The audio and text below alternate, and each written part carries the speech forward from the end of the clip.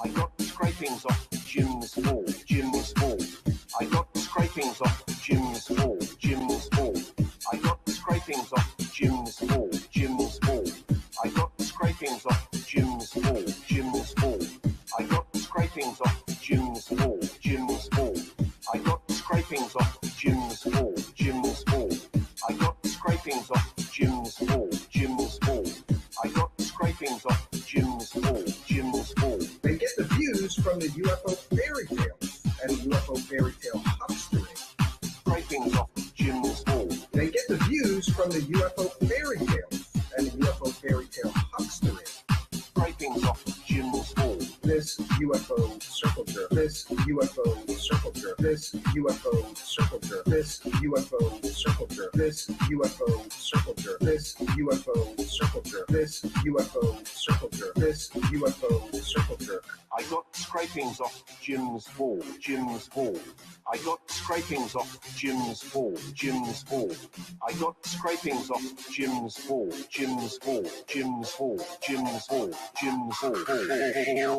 UFO circle jerk. This UFO circle jerk. This UFO circle jerk. This UFO circle jerk. This UFO circle jerk. This UFO circle jerk. This UFO circle jerk. This UFO circle jerk. They get the views from the UFO fairy tales and UFO fairy tale huckstering. Scrapings off Jim's wall. They get the views from the UFO fairy tales and UFO fairy tale huckstering. Scrapings off Jim's wall.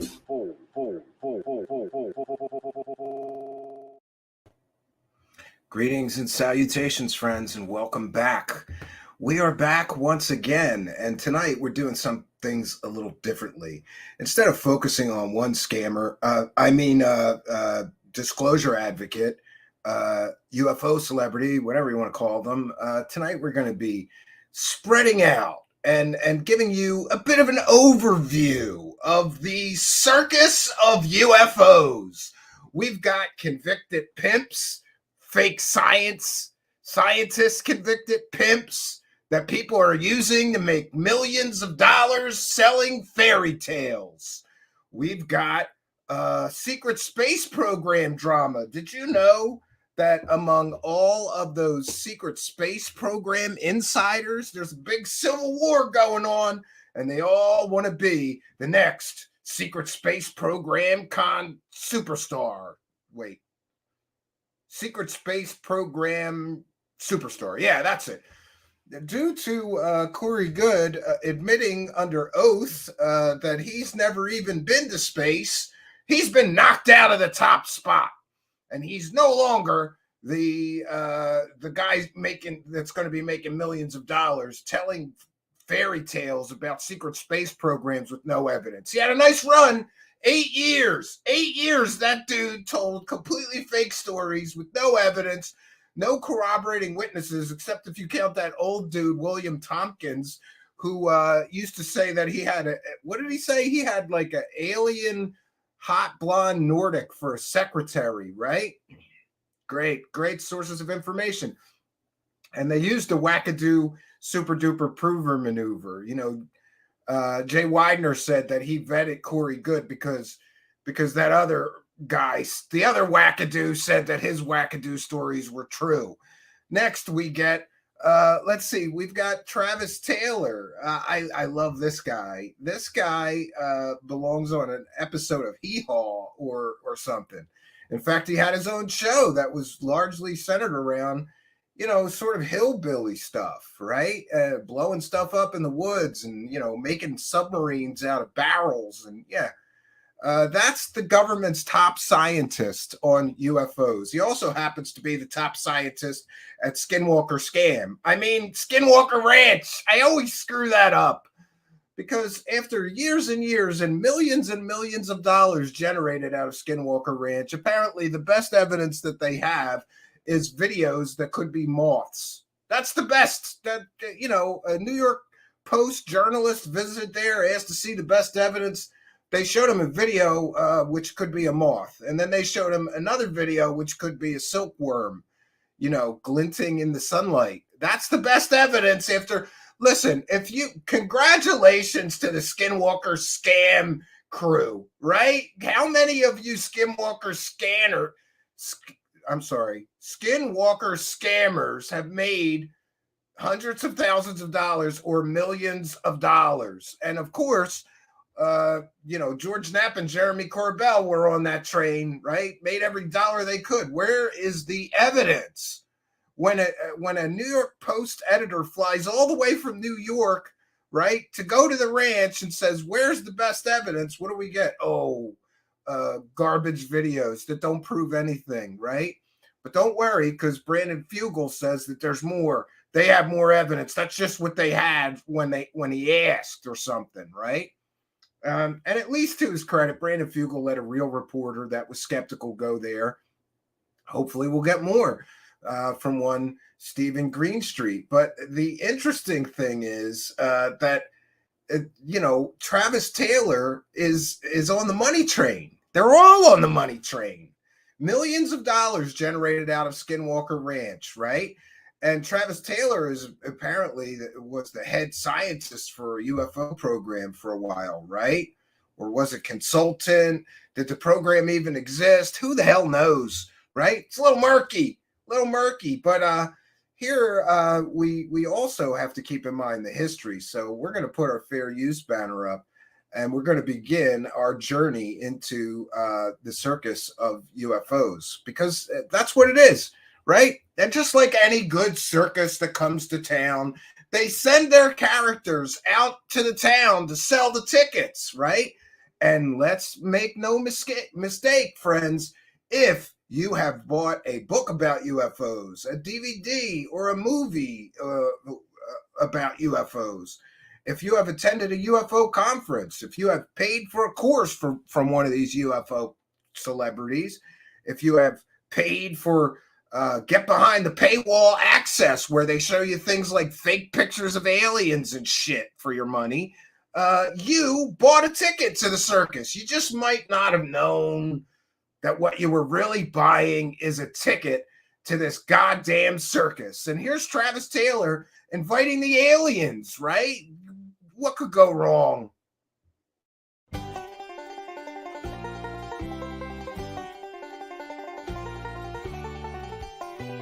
I'm Dr. Travis Taylor. I'm a subject matter expert in space defense, asymmetric warfare, rocket science, and alien invasions. I've really studied this phenomenon my whole life, and I've made a pretty good detailed investigation into what might happen where we have first contact with extraterrestrials. Now, this message is a welcome and a warning for any UFOs or aliens out there that might receive this signal and decide to act upon it. First, the signal was sent against my advisement. Second, if you do show up, you got to keep this in mind. Humanity is mostly a peace-loving, fun-loving species, but we have a very good propensity to make warfare, and if anybody shows up and tries to impose things on us, cultural or alien concepts that are something against what we're all about, we will make darn sure to activate our warfare-making machine. So keep that in mind and come visit us. We'll have a good time. We'll learn from each other. We'll see y'all soon. Well, I don't know about you, but I feel better knowing that a prestigious scientist like that guy is going to protect us in the event of an alien invasion. Welcome to the circus. Shit is ridiculous. And let's get to more ridiculous fun, because right now in the secret space program, there's all kinds of drama among those folks. Like I said, Corey Good has been sort of knocked out of the top SSP grifter scammer slot, and the knives have come out. These people, they all want to be the next big Corey Good and make millions of dollars telling their alien fairy tales. But now they are all arguing, because apparently, what can I say? Apparently, there's a war going on, and some of these people are not telling the truth. That's right. According to some secret space program insiders, some of these people are just not telling the truth. And isn't it interesting that there are people on the internet arguing, right, about who's really meeting with the aliens? Who's really going on secret space missions with the aliens? And by the way, before we do this, I just want to welcome you all in the live chat. What a glorious evening to check out the UFO Circle Jerks, right? And we have plenty of you here with us. I am getting caught up now. Let me just get caught up and welcome you all to the live chat. Great attendance tonight. So we're going to get into this whole secret space program superstar. Apparently, Ismail Perez, you remember him. That's the guy who he said his friends in the secret space program called him the Kryptonian because he had Superman godlike powers and he saved the multiverse with his heat vision. Yeah, that guy. And Elena Danyan, the other wackadoo who makes pictures of the aliens she talks to out of stock images on the internet. Yeah, one of her aliens, just search for surfer dude hair. You'll find her alien boyfriend. But apparently, Ismail Perez has been talking a lot of shit about Elena Danyan.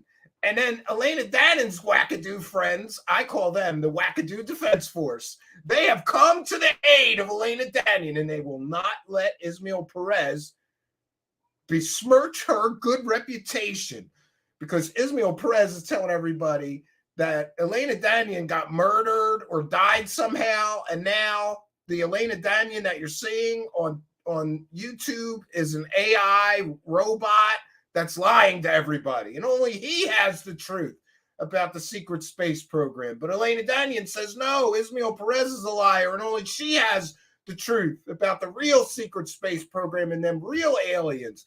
Ismail Perez is a liar. And so anyway, the wackadoo secret space program defense force jumped to the aid of Elena Danyan. And now they're talking all kinds of shit on Ismail Perez. And this is glorious. Glorious, I tell you. Let's watch it.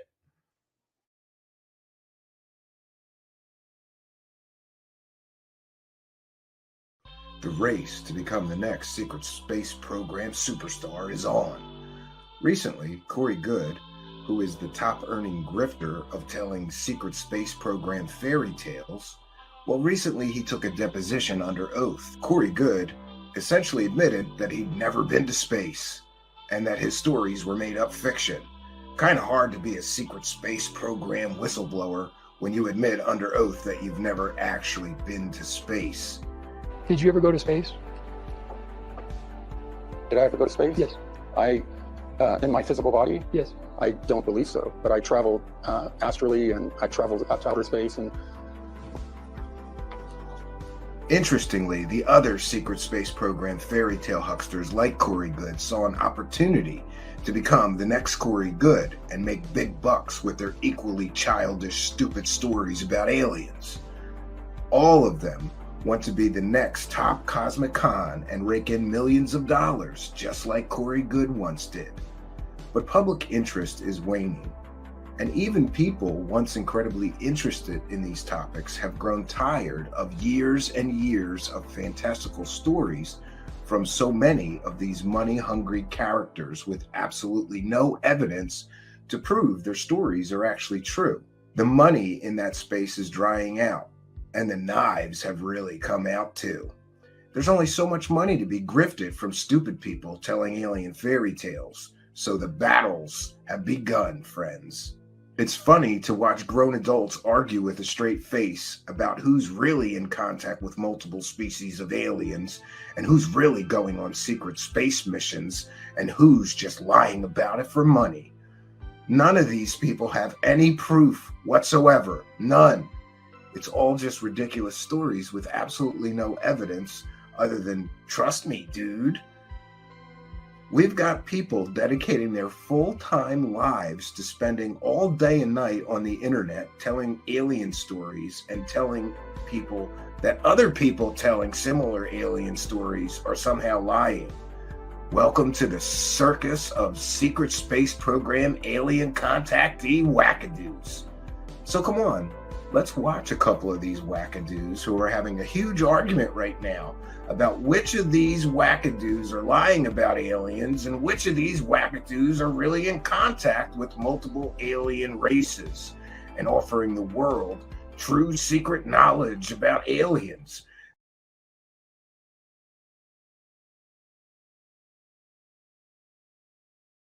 I don't understand why there is this witch hunt, because I know Elena, I know a lot of people, and it's not true. She's not murder. She's a beautiful person. She's a beautiful being. Maybe she have different information in contrary of your information, but what is your proof she's lie and you don't lie? And inverse, you know? Nobody knows. Nobody have the real truth of the world. You can do this. You can tell this. We have a piece, like I say, and it's very interesting to have a round table and speak with a lot of, oh yes, oh you too, oh yes, oh no, my beings was very tall and she was a spot, oh she's a gray, oh, it's interesting, but it's not that. It's you want to kill somebody and don't tell that, you're crazy people, and the woman say, oh, I'm connected to the Elena is dead, and what, the cinema? You kidding me? And you say, I'm working to the light and la la la. No, no, well, because if it's right, you don't tell that. You don't tell that. The light is a love. And when I say people say that, it's not love. Yeah, it's not love, and it's not like, you know what, the other thing that happened, because nobody clipped him and said, what are you doing, you absolute fake fraud liar, who are you, no hermit, just a regular guy trying to be famous and, you know, and lie about being on starships. He then dared to go on to say that Alex Collier, our 32-year veteran, a man that stands alone in galactic disclosure, the boy dared to criticize Alex Collier, who has a following of people for over 32 years, who have witnessed that man, who have watched that man. That man has taken more swords in his back than anybody I know. Then he dared to say Dr. Michael Saller, a trusted and revered historian. You know, I mean, you know, we've all made errors with people. I have, and then I just delete them off my channel. You know, and that's what you do when you find out someone maybe of telling the truth, then they lied, you delete them, you get rid of them, you don't associate with them anymore, because you know you have proof that they have lied. But there's a real distortion of this celebrity culture that we apparently live in. If any one of you guys that I mentioned, my friends, Elena, Chris O'Connor, Jean-Charles Moyen, Tony Rodriguez, Brad Olson, Melanie Charret, Elena Danan, Alex Collier, Michael Saller, if any of you in particular, I felt were egoic, just up yourself, just claiming the #1 kingdom for self to wear the crown, I wouldn't have anything to do with you. We would not be friends. I wouldn't associate. I wouldn't put your name in my mouth. That's why I didn't put the boy's name in my mouth publicly before. But because he's continued to lie about himself, because he's robbing people of their own disclosure experience. When you tell people, don't do anything, good ship Lollipop's coming. Oh, hang on, good ship Jerusalem's coming. The ship Jerusalem is going to pick you up. You know, but only you guys, because you're the chosen ones. Like, you're going to have to leave all your friends behind, but don't worry, because you can pop through the light, but you'll look like an angel to them. What an ego stroke. Oh, I have to leave my people behind that took medicine that in the arm, but, you know, but I'll pop back as an angel to them. How lovely. How messed up is that? And you believe that? You believe that, do you? Do you believe that? You know, and all these other nonsensical things. Don't do anything. The solar flash is going to upgrade you. Really? Do we not know? Have we not seen the sun is now white? Why is the sun white? Because the sun has been upgrading and upgrading and upgrading since 1983. And we are becoming more and more used to her beautiful rays helping our physical bodies ascend to where they are going. That is what is happening. It will never be one massive taser attack from the sun. That is another lie Ishmael Perez put out. Now, anyone can read the history of everybody else and say all the good things, all the great things. He's good at that. Well, he's very practiced now, hundreds of interviews. You know, you get your story built up over time, you know. But people, I've said my piece on Ishmael Perez being a fraud, being a liar, and no longer gets to attack Elena Danan. Not on my watch, mate. Not on her watch, mate. It's interesting to know that this girl, Danny, has a lot of superpowers. So she's basically saying that the other guy with superpowers is a fraud, but I got real superpowers. And this is the ridiculous world. This is the circus that we find ourselves in. But, you know, what can I say? I love the circus. I can't lie. And also, I just wanted to make an important announcement, and that is that we have a sort of a new show format, and that show format is going to be a pre-recorded show format with a little more bells and whistles. Essentially, some future shows are going to be me interviewing somebody, and the format is 1 hour. A lot of you have asked for shorter shows, so this new format, it's going to be called Truthseekers Special Reports. The first one is now up and available in our members-only section or Patreon.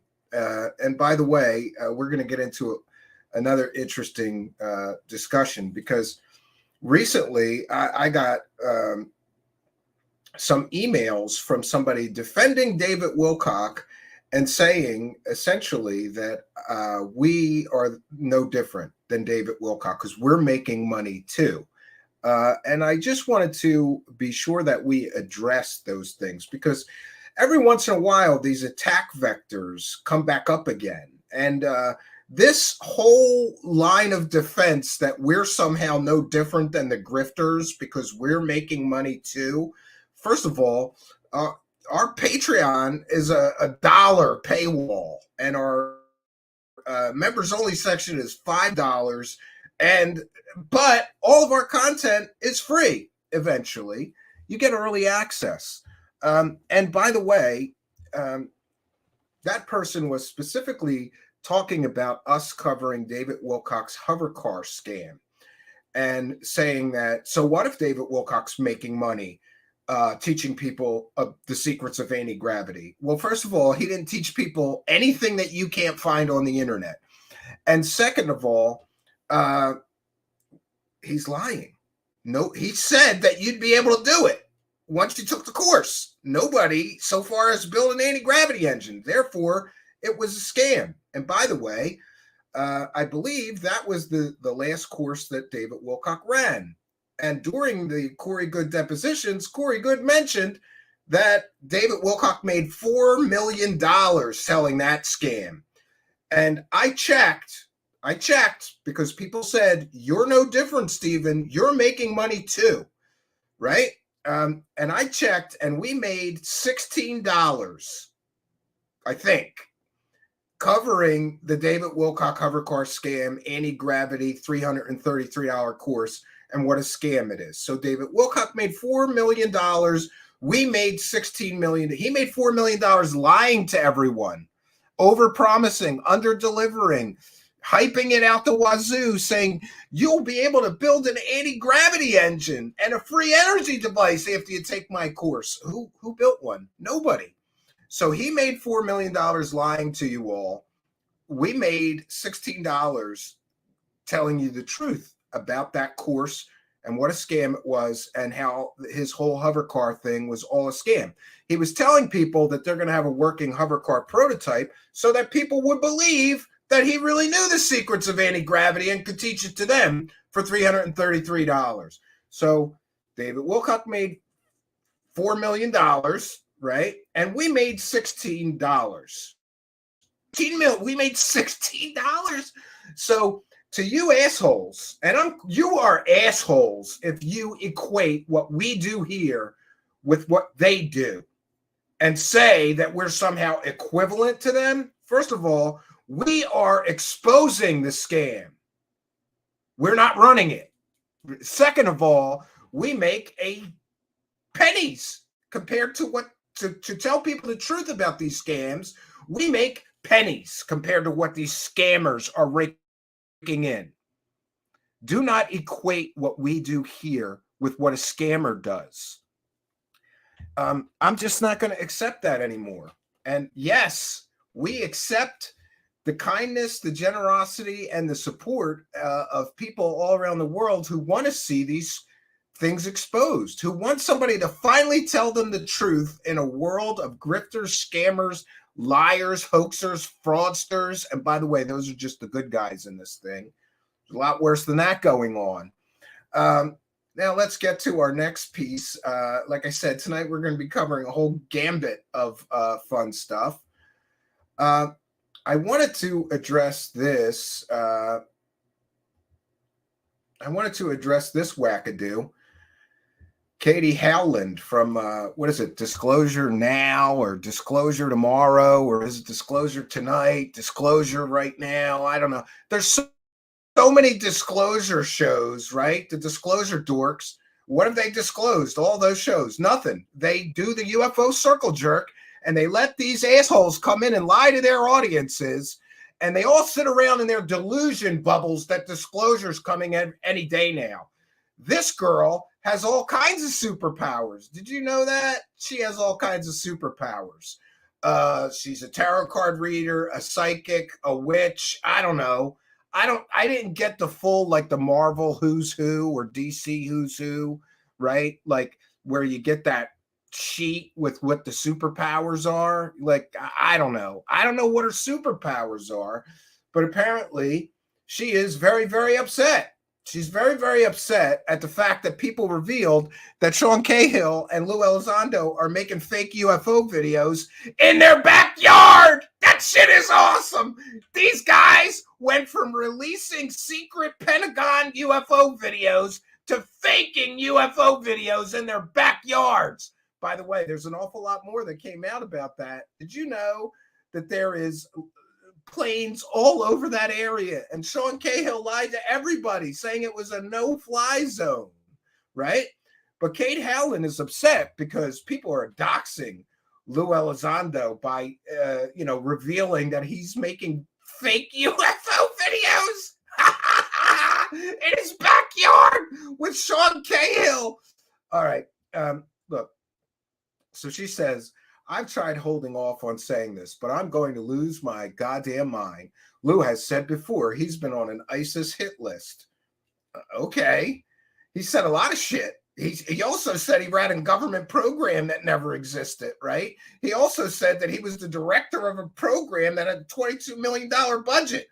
But when he ran the imaginary program, they didn't have a budget of shit. They didn't have any money. Nothing. It was from the land of make-believe, you dummy wackadoo. All right. My old boss was too. My old boss. So is she saying that Lou Elizondo is her boss? Because, by the way, there's a lot on this girl here. She's quite the wackadoo, because she's running around canceling guest appearances because people follow people on Twitter that she doesn't like.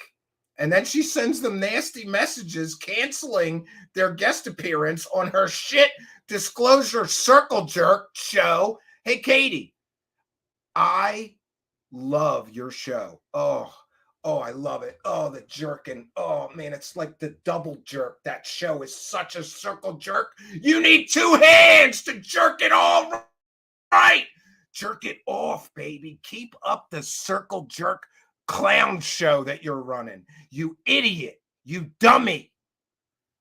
Because we just found a new well, and the interviews on this stupid lady's disclosure show are magnificent. I can't wait to do commentary and show everybody what an idiot you are, what zero research you do, and how all you and your equally idiot show co-hosts do is repeat talking points, unproven stories, anonymous sources, a source of a source of a source, trust me, dude, right? The whole circle jerk gambit. But she's going to come to the defense of Lou Elizondo because people correctly pointed out that Sean Cahill and Lou Elizondo are making fake UFO videos in Lou Elizondo's backyard. Somehow that's going to put him in danger.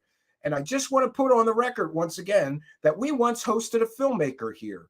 His name was Manny, and the film was called Who's Lou?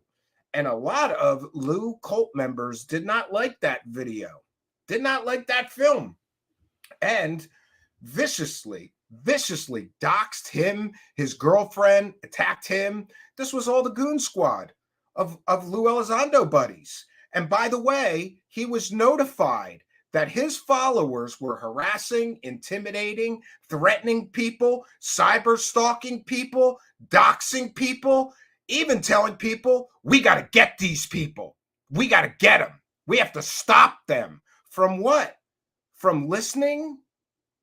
From watching a video that is critical of Lou Elizondo? By the way, now that whole Lou Elizondo house of cards is falling down, maybe some of you assholes should go apologize to that filmmaker for threatening his family, for intimidating his family, cyber stalking him, his relatives, his girlfriend, trying to get people in trouble at work. And let's not forget that I faced equal harassment from this clown show group of followers of Lou Elizondo.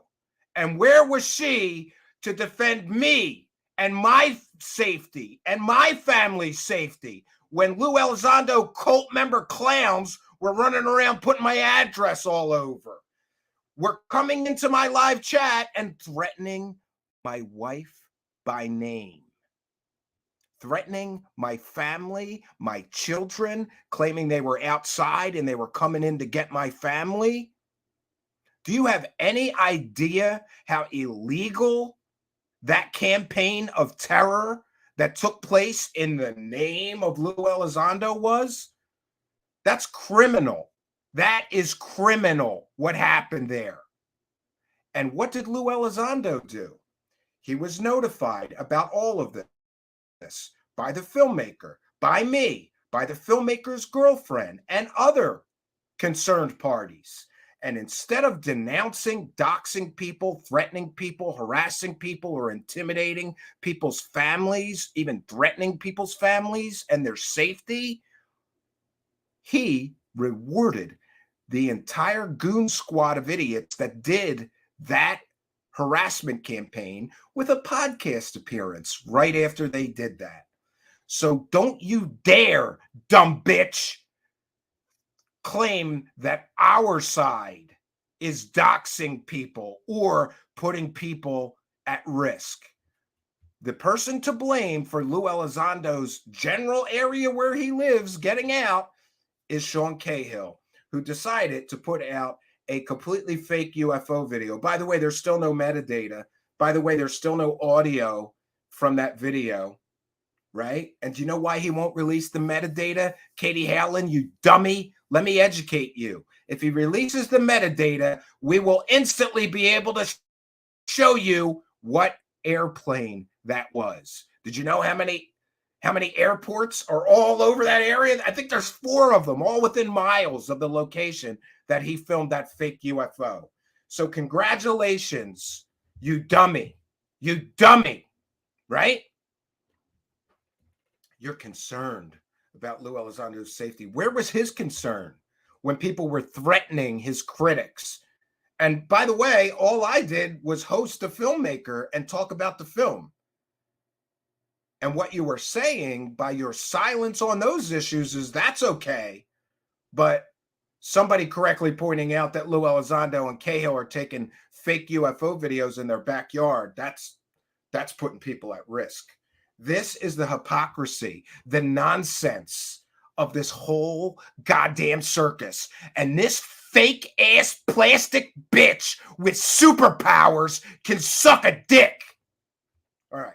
I said what I'm going to say on that issue. Sorry, I got a little upset. I apologize. I shouldn't tell her that. She could be a lesbian. Suck a twat if you prefer. All right? All right. Now we're going to move on. But before we do, I just want to recognize and make sure that you understand that those people who support us are recognized and thanks. And if you become a member on the live show, we give you a nice shout out. So ML just became a YouTube channel member. Thank you, ML, for your kindness, your generosity, and your support of the show. It is so appreciated. And by the way, there's that brand new show. There's a brand new Truth Seeker show that nobody's seen yet. You get early access. Go to the members videos and the members section. You also get priority replies. You get a member badge and all kinds of goodies. So we thank you for your kindness, your generosity and support, and for helping us to praise the cash. Praise the cash, praise the cash, praise the cash. Thank you very much, ML. And I'm going to catch up to the rest of the live chat. Make sure we didn't miss any more. I tend to go off here and I lose it. Yeah, I lost it. All right, we're back. All right, so we have plenty more to share with you. Let me find my notes here, and I apologize. Oh, okay. So we also have this problem of Gary Nolan lately. This is great. All right, so Gary Nolan, who admittedly worked for the CIA, I think that he is a useful idiot or a bobo or a paid government disinformation agent. And what's interesting about that is that, what's so interesting about that is that there's a whole infiltration going on of intelligence community members into the UFO community. We've got many of them. We did a whole show on it. There's so many of them. We could fill a 3-hour show talking about all of the CIA people, DIA people, Homeland Security, former FBI, former CIA contractor. All the alphabet soup agencies are infiltrating the UFO community, and Gary Nolan is one of them. And, there's this whole issue here. Let me see. Yeah. First, let's continue the cavalcade of, let's see. One second. Let me find this.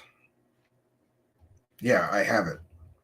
Speaking of disclosure dorks, Stephen Bassett, who has been telling people that disclosure is going to happen any day now, recently said that disclosure is going to come in months, not years.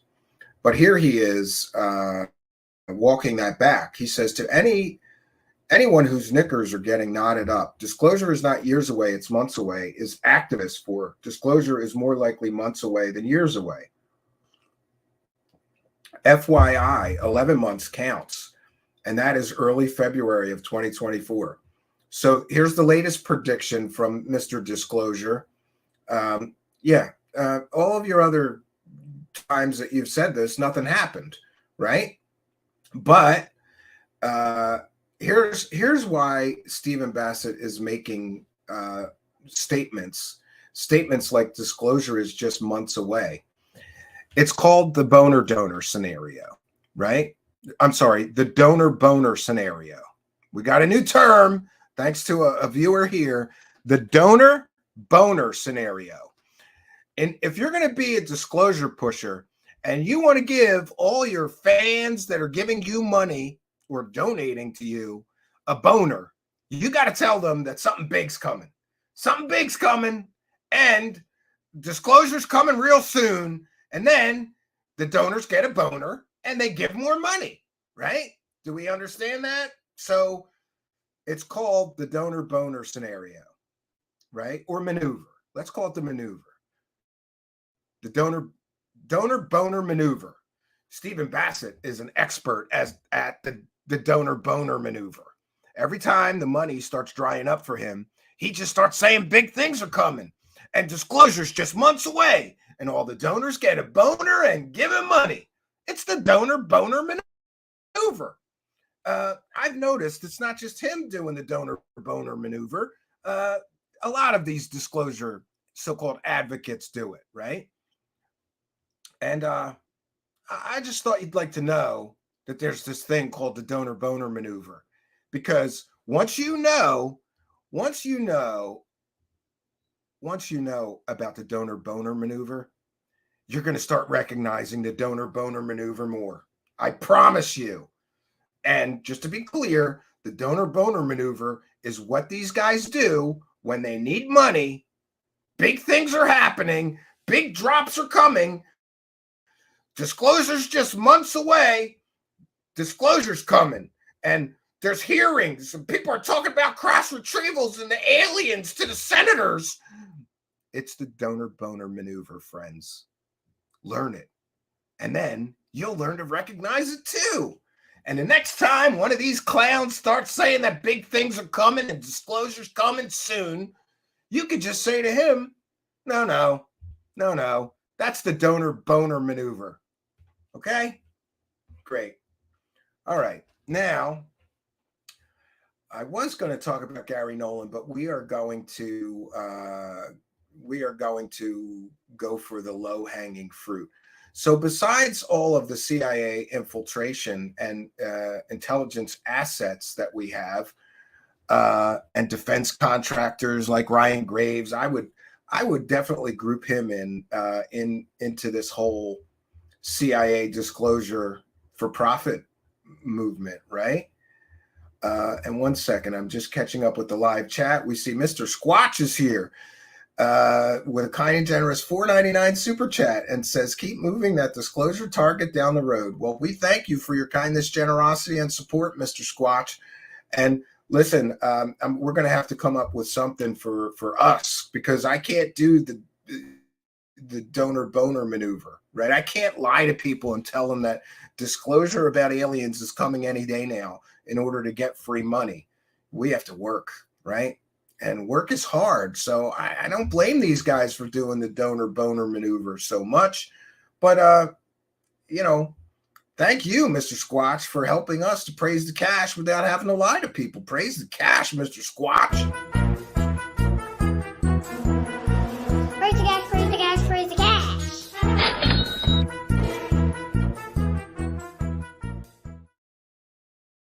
Thank you very much for your kindness, your generosity, and your support of the show. It is much, much appreciated. 1 second. Great. So I'm caught up to the live chat now. I don't believe I missed any, but we check at the end of the show just in case. We never miss reading a super chat. And I'm a little hesitant to do this because these are strange sources, but we're going to go here. All right. So some time ago, so I was saying, besides the CIA and intelligence infiltration with defense contractors into the UFO community, all mining the UFO community for dollars, we've also got a lot of fakers, fraudsters, hoaxers, and ridiculous fairy tale hucksters. And one of them is Journey to Truth podcast, right? And you're not going to find the truth about anything there, because they made thousands and thousands of dollars interviewing a guy called Navwar, who turned out to be a convicted pedophile, among other things. And also, during his speech at the secret space program, he claimed he was in the Navy. He told all kinds of stories about being in the Navy. Well, people checked. He was never in the Navy. Navwar, right? He was never in the Navy. He was a child molester, for sure. Yeah, definitely he was a child molester, but he wasn't ever in the Navy. So Journey to Truth podcast, they get the Bozo Award, because not only did they not check and find out that their whistleblower was a child molester, they forgot to check and fact check him. And remember, they were talking to him for months and months and months before they ever interviewed him. Then they did 6 interviews with him. But somehow, throughout that whole course, doing 6 interviews with him, making thousands of dollars, helping him sell his fake alien stories, they couldn't check into him and find out that he was a child molester or that he had never been in the Navy. They just took that to their audience. So this is the quality of vetting that we get in the circus. And there's guys interviewing literal child molesters 6 times that they don't, and a fake Navy child molester too, a stolen valor fraud child molester. That's where you're going to for your disclosure, Journey to Truth. Yeah, those guys are clowns. But anyway, it would appear that there's a whole bunch of drama about that, because now somebody named Weenie Germain, who's one of the SS or super soldier nutters, right? is exposed for still supporting Nav War pedo Mike from the Consciousness War group. And there's a Rumble video. We're just going to listen to a little bit of this. This is some other of the circus, right? This is some of the other circus.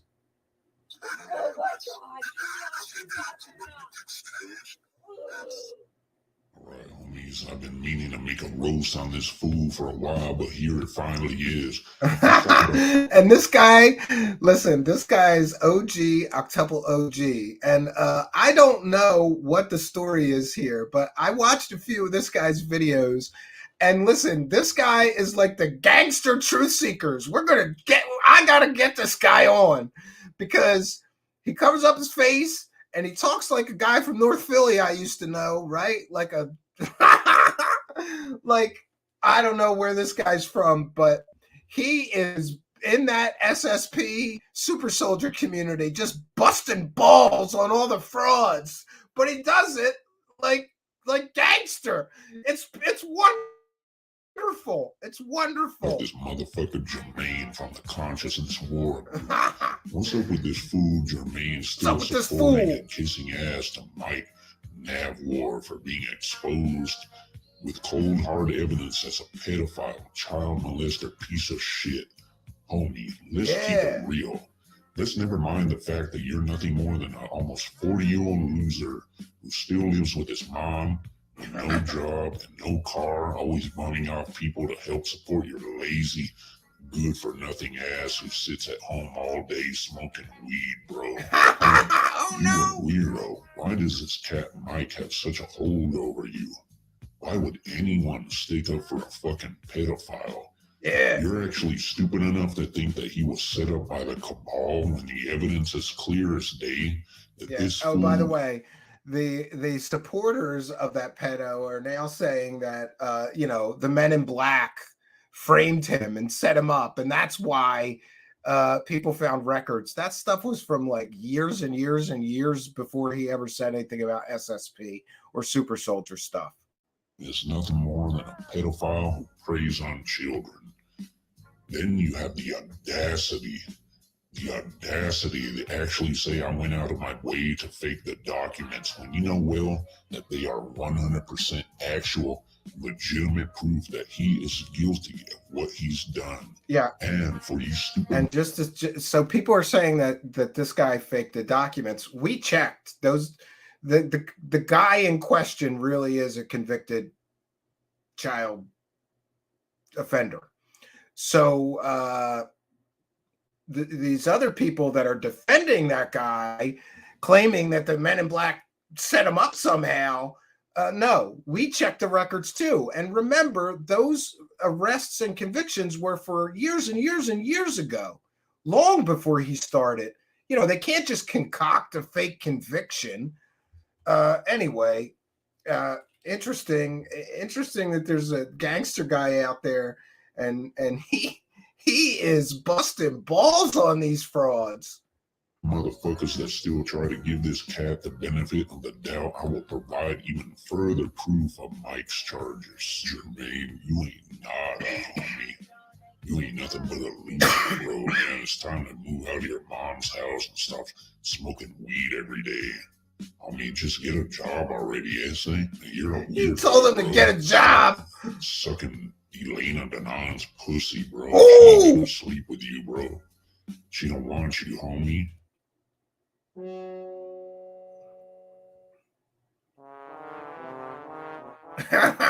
You can tell this.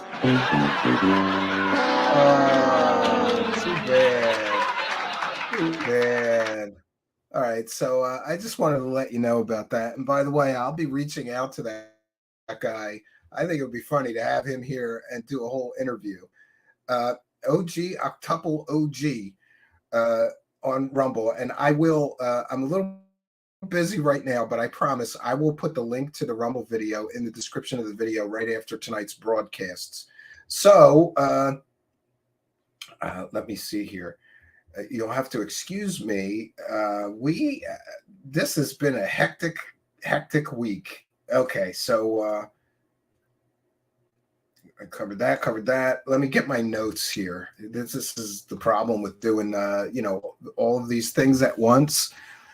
Oh, okay. Tubacabra.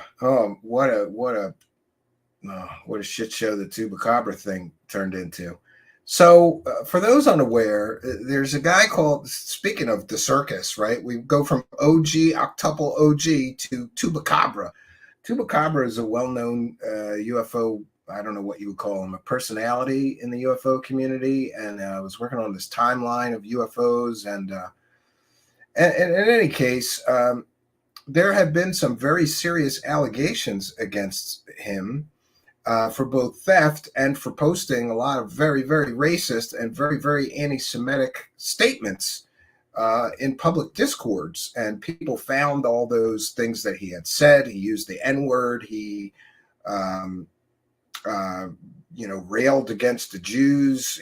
He said slavery was a choice and all these other offensive things. But I think the most, and there were some allegations, I guess, about him stealing designs for T-shirts that he sold, and or even his name he doesn't have the right to use. Somebody else has the trademark of it. And there's this huge battle that is essentially, I think, between him and King Milkfart, right?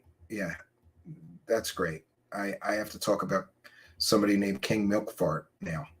Speaking of, crazy.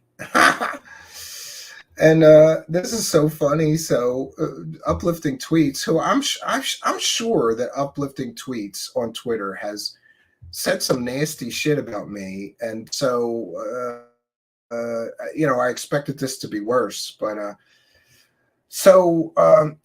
we were going to do a sort of a debate between this Tubacabra and King Milkfart. And King Milkfart said he'll do it anytime, anywhere, whenever we want. Just let him know when, and he's there. So that was very easy. And I said 9 p.m. one night. He said, great. And then I asked this Tubacabra to be there, and he couldn't do it that night. So then first he said yes, and then he said he couldn't do it. And then he did not reply to my further attempts to book this. He, said he had issues with work or something like that. And then we said, we'll do it Monday at 9 p.m. And he said I didn't say anything. So we waited a couple of days. And so there's all this drama because now Milkfart is saying that he's chickening out of the whole thing. And to be honest, I think he is. So, yeah. And here we have Truthseekers Fight Night, Milkfart versus Tubacabra. And of course, the little thing that says, I don't endorse this. And I just want to give some clarity to this whole situation. And I don't know how I'm going to say this. I have to say this carefully, right? Very often people point me at people that are their enemies or people they don't like a missile, right? People send me dirt on their enemies and say, you should do a show on this or whatever. And I'm sure that many of them have good intentions sometimes because they know that we expose a lot of scams and scammers and things like that here. But I always want to be cautious in that I'm not just being pointed at a missile at somebody's enemy. These two obviously have had their issues. They've been fighting like cats and dogs for months, I think, over this stuff. And at first, I was going to do a show, and you can ask Spooky. I could show you. We have the thumbnail for it. I was going to do a show just covering this Tubacabra and the allegations about him stealing money from, I believe it was UFO Garage. He allegedly stole $1,000 for a video project he never finished as agreed upon. That's very problematic. And then we were going to show all of these racist statements that he made and talk about them. And by the way, this is a couple of weeks ago, probably, we originally planned to do that show.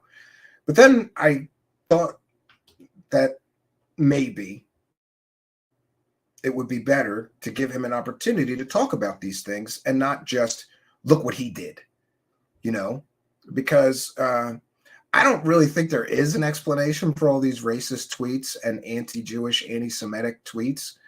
Or not, they weren't tweets. I apologize. They were statements in a Discord that somebody screen captured. And, there's all kinds of allegations, and he's got some kind of UFO timeline. He's running a GoFundMe. So I thought, if I really had an important project I needed funding for, would I want some guy just telling the one side of the story, or would I want an opportunity to defend myself? So I decided that I would do that show if he were there.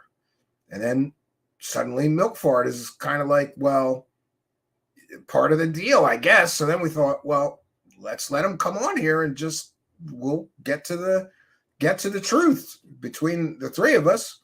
And what I told both of them when they both agreed to do this was, I will be fair. I'm going to time everybody, and I have a mute button because these guys have been in spaces like arguing with each other before. And this drama fight is so big. I like, there's only one way to really display to you how big it is. And that is to let you know, listen, everybody wants to see this. Everybody wants to see them argue it out, get to the bottom of it. Which one of them is a liar? Which one of them is the scumball? Who's the thief, right? So many people want to see this. So I was willing to do it. But I was very clear in saying, and by the way, everybody's shooting their mouth off and nobody speaks for me, right? Nobody speaks for me. I speak for me. So, there's a lot of drama going on around this because it was supposed to be Friday night and then he couldn't do it. So then it was going to be tonight and then he couldn't do it. And just to be clear, I have given him every opportunity. I said I would rearrange my schedule, and if he couldn't do it at 9 p.m., I'll do it at 12 noon or 1 p.m. or anywhere in between, anytime this week. Then Chupacabra started saying something about he needs 2 weeks because for work to settle down before he could do this. So it does appear to me that he's trying to dodge this event. And of course, he's going to use people shooting their mouth off and saying things that I did not endorse, nor condone, nor approve as some kind of excuse for bailing out of this. And if he does, he does. I'm going to do this show with or without him, and we'll look at the evidence. I just think it's probably in his best interest to be here. And I give him my word. I will be respectful. I won't. I'll try my best to make sure that people don't just do ad hominem attacks and scream at each other. We're going to put time limits, right? So you can talk for 3 minutes, then you can talk for 3 minutes, and I have a mute button. If people are talking over each other, interrupting, I'll just mute them, and each of you will get your 3 minutes, and then we'll move on to the next question, topic, or issue. I think it would be good for all involved to do this, and I'm willing to do it, but at some point, we're up to like the third thumbnail we made for this thing, this one story that's never happened yet. I can't waste any more time. So I got 3 thumbnails. Either he's going to be on the show and we'll do it, or I'm going to do the show myself and we'll just show the evidence and talk about it, or we'll have Milk Fart and show the evidence and he can chime in about what he thinks.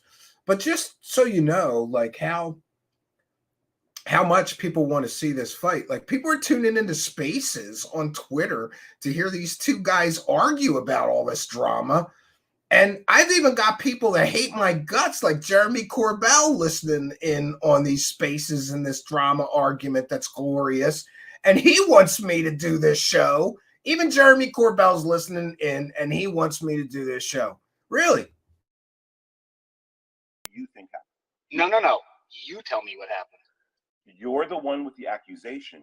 I just told you what fucking happened. You stole over $1,000 from them because you took the money for a product that you did not deliver. I dislike the rhythm in which we're going about the conversation already. So if you want to drop a point, I'll answer that point. Shut the fuck up. Jesus Christ, you loudmouth bitch. If you keep on lying in this space, I'm going to stop you. I just addressed the issue. You can't just keep reframing it that I stole money. Dude, stop muting me, you fucking coward. Stop muting me, you coward. Stop muting me. not going to. You are a If thief. you want to keep going on these long rants of different accusations, you're going to lose a lot of people, right? Because all you're doing is trying to build a case with a bunch of frivolous things. Are you just going to keep fucking flapping your goddamn lips every time I open my mouth? What is your problem? You can't just stack up a bunch of stuff and expect me to navigate that after you're done with it. You don't own the copyright name to Chupacabra. By the way, his name's Mark Wrights. I've already let him know about your Why would I feel like they needed to have my back? What would because you're a pussy. What would their support do for me? Make you feel like less of a pussy. So you think I feel like a pussy, so I address it. I think you are a pussy. Giant fucking pussy. Honestly. Cool. Just don't move. Cool. You sound good. You sound healthy. You sound intelligent. Oh, I'm taking deep breaths. Hey. What did I say? It's a goddamn circus out there. It's a circus. It's a circus. And even Jeremy Corbell wants to see that circus happen. And so do I. So Chupacabra, you got one more day. I'm going to give you another day to make a decision about when you can do this, or if you're going to do it, or if you're going to bail out.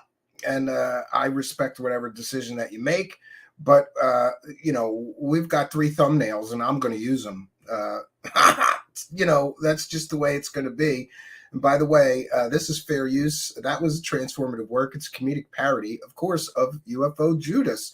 Thank you, UFO Judas. Follow him on Twitter and also Simon Fly for these wonderful music videos. Now, to the main event. So I mentioned that there are all these UFO scammers out there. And chief among them, of course, is Third Phase Moon. And their lesser known tag-alongs like Richie Grifton. And there have been, speaking of, beefs or battles on Twitter, but of course I won. Richie Goofon came after me. He attacked my paralyzed eye, my children, my family, all because we started waking people up to the truth that Third Phase of Moon are the biggest fraud, faker, hoaxers ever in the history of UFOs, and they haven't changed, and they continue to perpetrate frauds, fakes, and hoaxes. We even showed, this was lovely, we even showed that the entire time that Richie Goofon was attacking me, my family, and also Guerrilla Gamer, saying he faked his cancer, calling some guy a dirty cop who has none of that in his background. He's a retired cop. Anybody who was speaking out against Third Phase of Moon, Richie Goofon was attacking. He was calling people all kinds of stuff. The P word. I'm trying not to say it too much for the algorithm. At least 2 people he called that word, right? Meaning having problems with children. And they were critical of Third Phase of Moon. And the entire time he was doing that, he knew 100% that Third Phase of Moon were accepting and using completely faked videos from users. We had the screenshots. We shared them all. Then there turned into this stupid beef about this orb hoax because I said it was a laser pointer and so did other people. And somehow he didn't like that. And again, started accusing people of faking cancer, right? It's ridiculous what happened. This man went out of his way. First, he said, of course, Third Phase of Moon never hoaxed anything. Then he said Third Phase of Moon hasn't hoaxed anything in the past 5 years. Then he said 3 years. Then he said he's not moving the goalpost. Well, we went from never hoaxed anything to only hoaxed things in the past, but not in the past 5 years, to only hoaxed or faked things in the past, but not in the past 3 years. This guy, Richie Goofon, is ridiculous.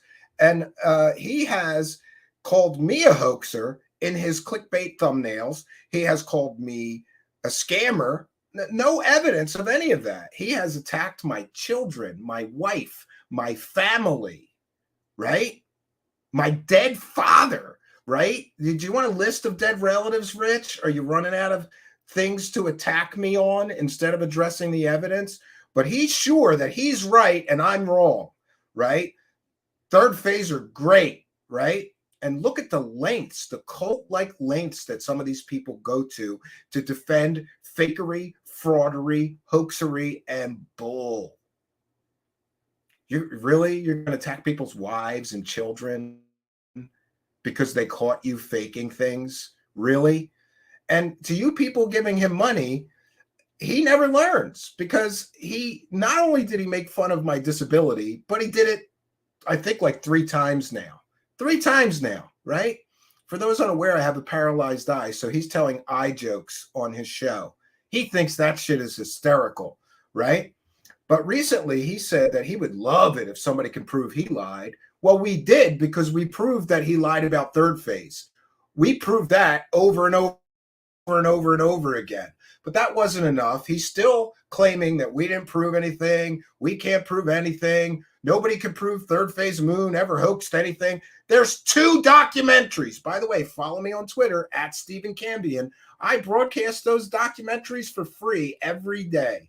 There's 3 of them. The third one's not really a documentary. It's just a smoking gun proof that Richie Grift Goof on knew the entire time that he was screaming and attacking everybody viciously and their families and their reputations, trying to muddy the waters there. He knew the whole time that third phase were accepting videos that people faked and then pretending they're spaceships or UFOs the very next week.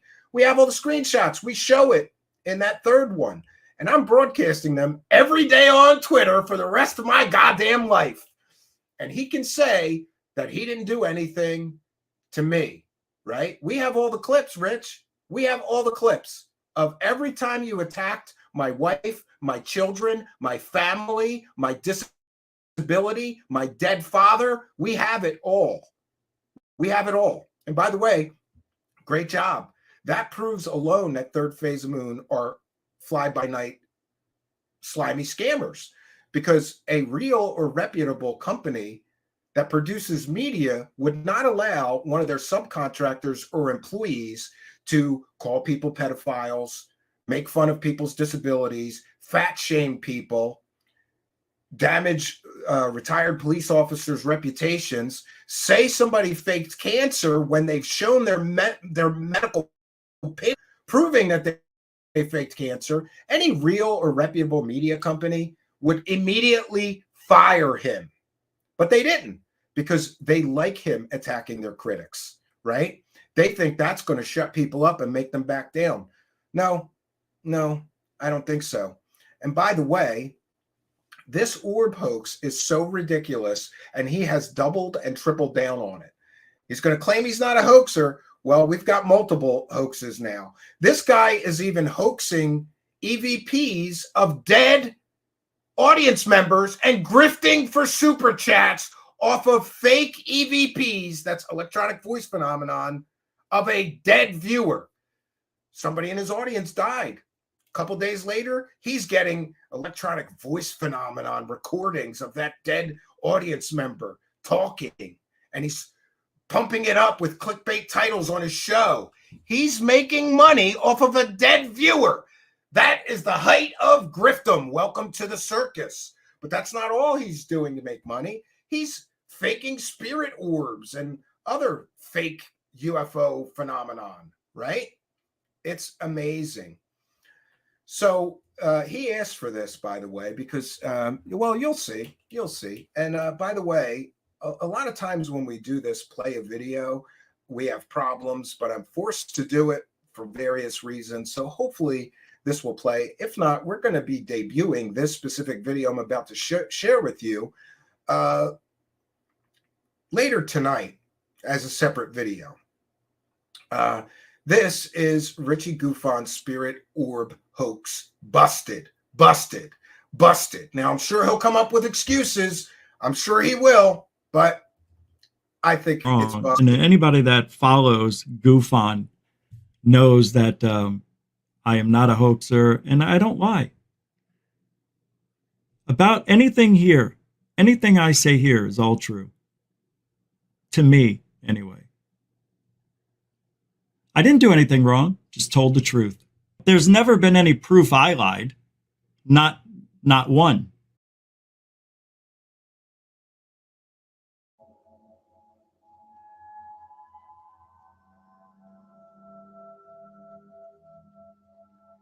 I don't know. Well, what can I use? Anybody?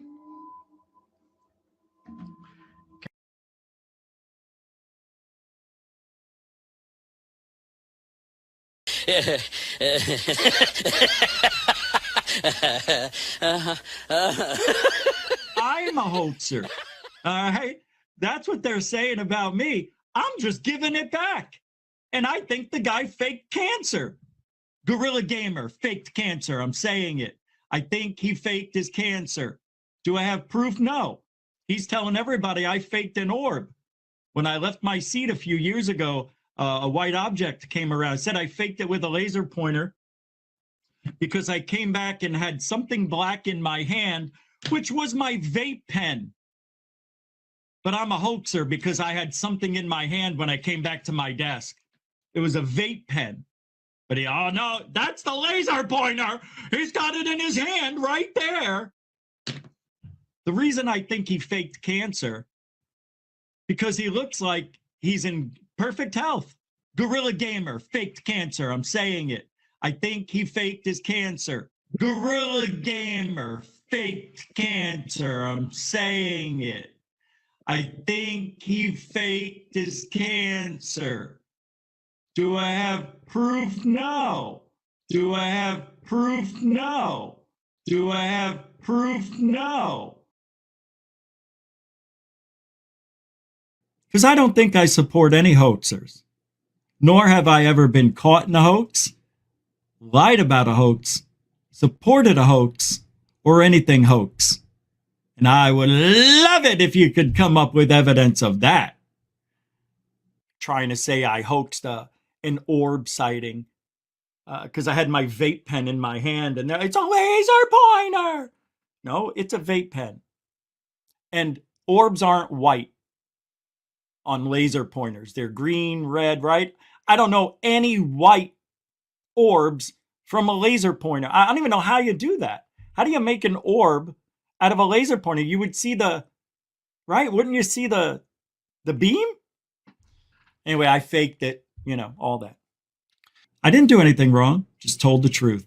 There's never been any proof I lied. Not one. Because I don't think I support any hoaxers. Nor have I ever been caught in a hoax, lied about a hoax, supported a hoax, or anything hoax. And I would love it if you could come up with evidence of that.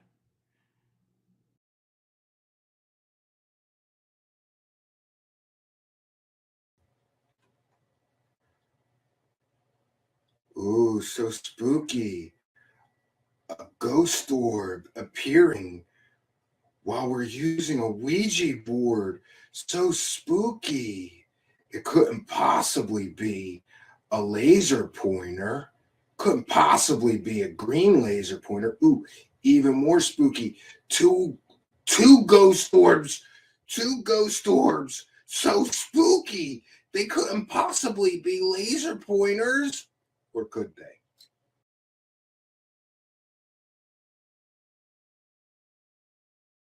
Ooh, look, a ghost orb. And it's white. This could not possibly be a laser pointer. It must be a ghost orb. Look, even spookier. Two of them. Two ghost orbs. These could not possibly be a laser pointer, because after all, no laser pointers are white. You'd see the beam, right? This is just another stupid lie from a grifter. Just like his usual pattern, Richie grift on lies to get out of the last lie. The first lie was the ghost orb hoax that he created with a green laser pointer. The second lie was that it was his vape pen. He had two things in his hand, one of which he put down on the table, the other of which he suddenly realized. You could see the look on his face like, uh-oh, I still have the laser pointer in my hand because I'm stupid. And he jams it under the desk. It's a laser pointer, friends, and I'm not going to argue with an idiot like him. But it is interesting that this man doubled and tripled down on this stupid hoax. It's shocking how easily this guy lies through his teeth. But what's even more shocking to me is just how stupid that he thinks everyone, especially his audience members, are. He thinks that his viewers are so stupid he can get away with anything, even something as stupid as this ghost orb hoax. Worst yet, when he gets called out on the ghost orb hoax, he attacks the person who called him out, claiming he faked cancer. That's not true. Gorilla Gamer has cancer. He even posted all of his cancer paperwork all over Twitter, and Rich continued to tell everyone that he faked cancer, proving just what kind of a slimeball he is. True to his pattern, he lies, and then when he gets caught, he lies again. The first lie was that he was summoning ghost orbs at a live seance with nothing but a Ouija board because he has superpowers. The second lie was when he started telling people that Gorilla Gamer was faking his cancer. Why? Because Gorilla Gamer correctly pointed out that he created this stupid hoax with a laser pointer. But true to his pattern, like I said, when he gets caught lying, what does he do? Doubles and triples down. New lies to cover the old lies. The latest lie is it couldn't have been a laser pointer because you'd see the beam. And there's no laser pointer that creates a white spot. But he lies to his audience. Lies by omission. He forgets to tell them that when he was committing this hoax, he was using a green screen or chroma key. And we're using the exact same software here. And I've just shown you that when you point a green laser pointer at a green screen with the chroma key on, it appears to be white, just like his spirit orb hoax. Now, he said that you couldn't see the beam. You're right. Well, you could if you were using a very good, powerful laser pointer, but Rich in his hoax was using a super cheap, probably $5 laser pointer that doesn't have a visible beam. These have visible beams. Usually they do, but as you can see, the chroma key effect cancels out the green. And also, the very bright lights in a typical green screen will cancel it out, will cancel out the beam. You won't see the beam. And it appears almost exact to his hoax. Now, I know he's going to come up with new lies now. He's going to say it doesn't look exactly the same or some other nonsense excuses. This is a fucking hoax, and he's a fucking hoaxer. Anybody who's watching him, or especially sending him money, you're encouraging his attitude that you as a viewer are so stupid he can get away with stupid things like this. You as a viewer, especially if you're sending him money, are saying it's okay to lie about somebody faking cancer because they called you out on being a hoaxer. You as a viewer, if you're sending him money, are encouraging him to lie to his audience. Congratulations. I'm going to show you what happens when you turn the green screen effect off. There we go. The background is gone. Now you can see the green. The lights are very, very bright. So unless you have a very powerful laser device, which these are, you won't see the beam at all. On a typical green screen, the lights are very, very bright. That's what helps make the chroma key effect work. So on a typical green screen with these very powerful lights, you would not see any green beam. And if I point it at the background, you will see the spot as a green beam. Now remember, these are very, very powerful laser devices. These aren't a cheap laser pointer like Rich used in this hoax. The very bright lights wash out most of the beam, even on these very, very powerful laser devices. And again, I'm not using a cheap $5 laser pointer like he was using. These are visible beam lasers. I didn't have a cheap one on hand, but as you can see, it creates a green orb with the chroma key off. But again, with the chroma vision turned back on, you can see that they'll appear as a white spot. And no, you won't see any visible beam because the chroma key effect keys out anything that's colored green, including a laser beam of light. We've chosen a similar background here. The ghosts. The ghosts. Ghost orbs. Ghost orbs. Sorry, I can't be in two places at once. He wasn't. So he went off camera, created the ghost orb, made it disappear, and then he sat back down. As you can see, with the green screen effect turned on, you won't see the beam, and you won't see a green spot. You will see what appears to be a white orb. You can do this with a very cheap laser pointer and get it even much closer to the fake effect that he created. This is a hoax. Because I don't think I support any hoaxers, nor have I ever been caught in a hoax, lied about a hoax, supported a hoax, or anything hoax. And I would love it if you could come up with evidence of that. Gotcha, bitch.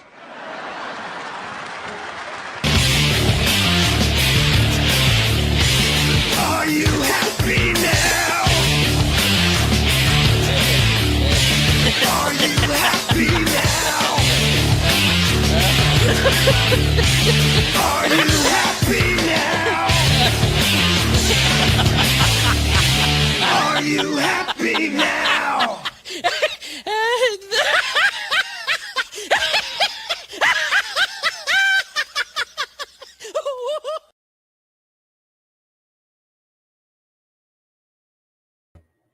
Okay, so we are back. And see, here we can see that this is the problem with lying.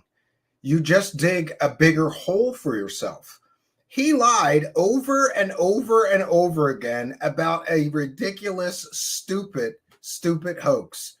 He lied. And so, he asked for that. And we can ask the question, are you happy now? He said he would love it. He said he would love it. I wonder if he's going to love our video, proving once again that this man, he's lying because his lips are moving, right? Incredible. And I don't know what's going on in the live chat. I was trying to read this during the video, right? There's negotiations going on, I think, between King Milkfart and Tubacabra, and then I think I thought I saw Alien Scientist said he was going to do it on his show, and we've had this planned for 3 weeks, so I'd rather they do it here where we've already invested the time and the energy. We've got the graphics, we've got the forum, we've got the ability and willingness to create rules so that these guys don't speak over each other and all of that stuff, right? I just don't know. Imagine lying over and over again. I don't know what that's about. Art and Paranormal, one of our chat room moderators, is here reminding people to follow me on Twitter. It's at Stephen Cambion. And now would be a good time because I have to find some things. To be very honest with you, I'm very disorganized today. Usually much more organized than we are today. But, look, it's a live show. We roll with the punches. Oh, I know what we'll do. We're going to talk about Ross Coulthard, Gary Nolan, disinformation agents, and Jim's balls. I got scrapings off Jim's balls. I got scrapings off Jim's balls. I got scrapings off Jim's balls. I got scrapings off Jim's balls. I got scrapings off Jim's balls. I got scrapings off Jim's balls.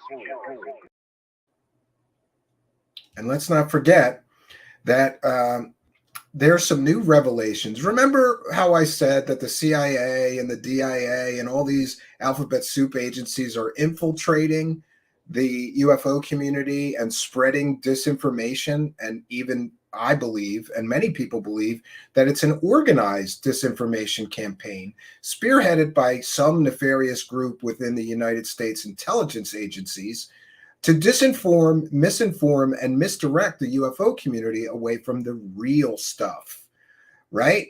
And anyway, interestingly, Gary Nolan, who has admitted to working for the CIA, has worked with many UFO grifters. And we did a whole show here about how he's using Stanford University equipment, supplies, I guess, laboratories, personnel, even students, to help UFO grifters sell 100% provably fake stories like that Atacama humanoid with Stephen Greer, but his new partner in slime is Ross Coulthard, who is he is a disgraced journalist who was laid off from 60 Minutes Australia.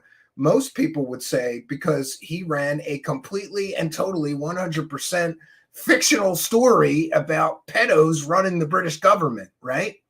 And he got caught because all the sources were fake wackadoos, right? Then he comes into the UFO community and starts selling 100% provably fake stories, even promising that he and he and Gary Nolan, known CIA contractor, have conclusive proof of alien technology, and they're going to bring it to us. Just click on our video.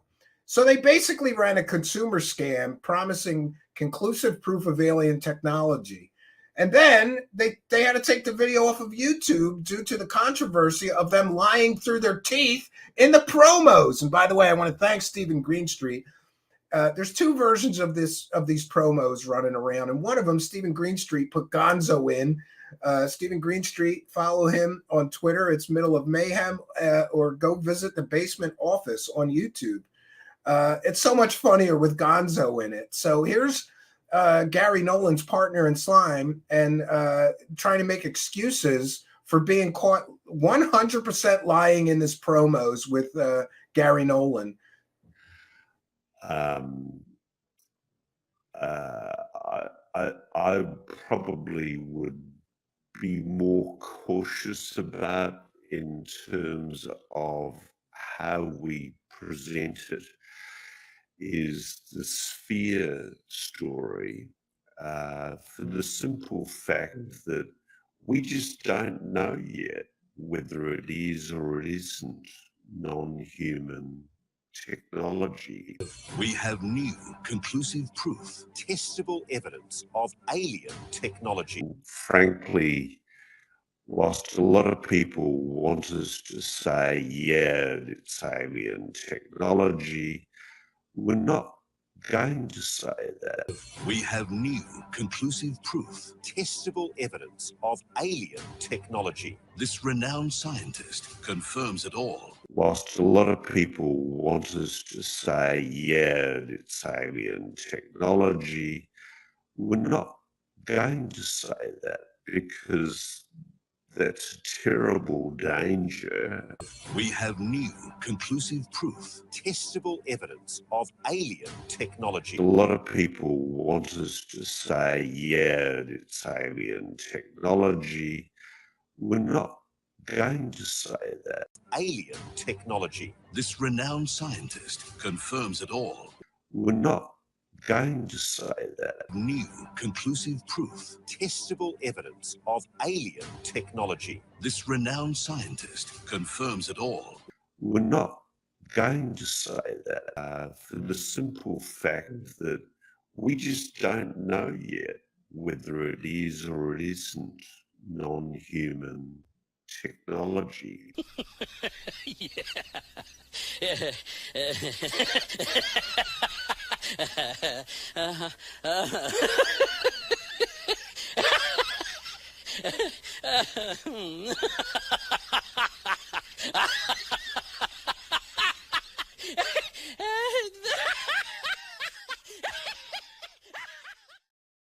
He's not going to say it, but they said it in their promos.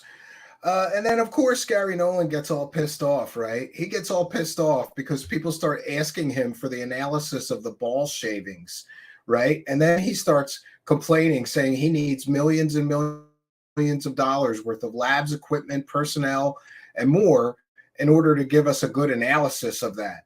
No, you don't, you dummy, Gary Nolan. You've got a machine right in the labs at Stanford University that could do that analysis in 20 minutes.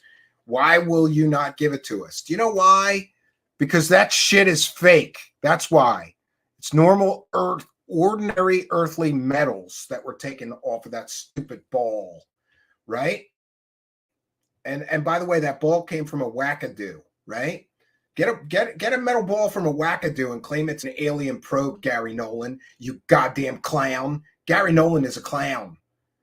And he's an angry clown. Angry clowns don't like it when you call their bluff. Look what happens when you call this this clown's bluff. He becomes an angry clown. They come to me with some of their results, and I basically said these results are shit.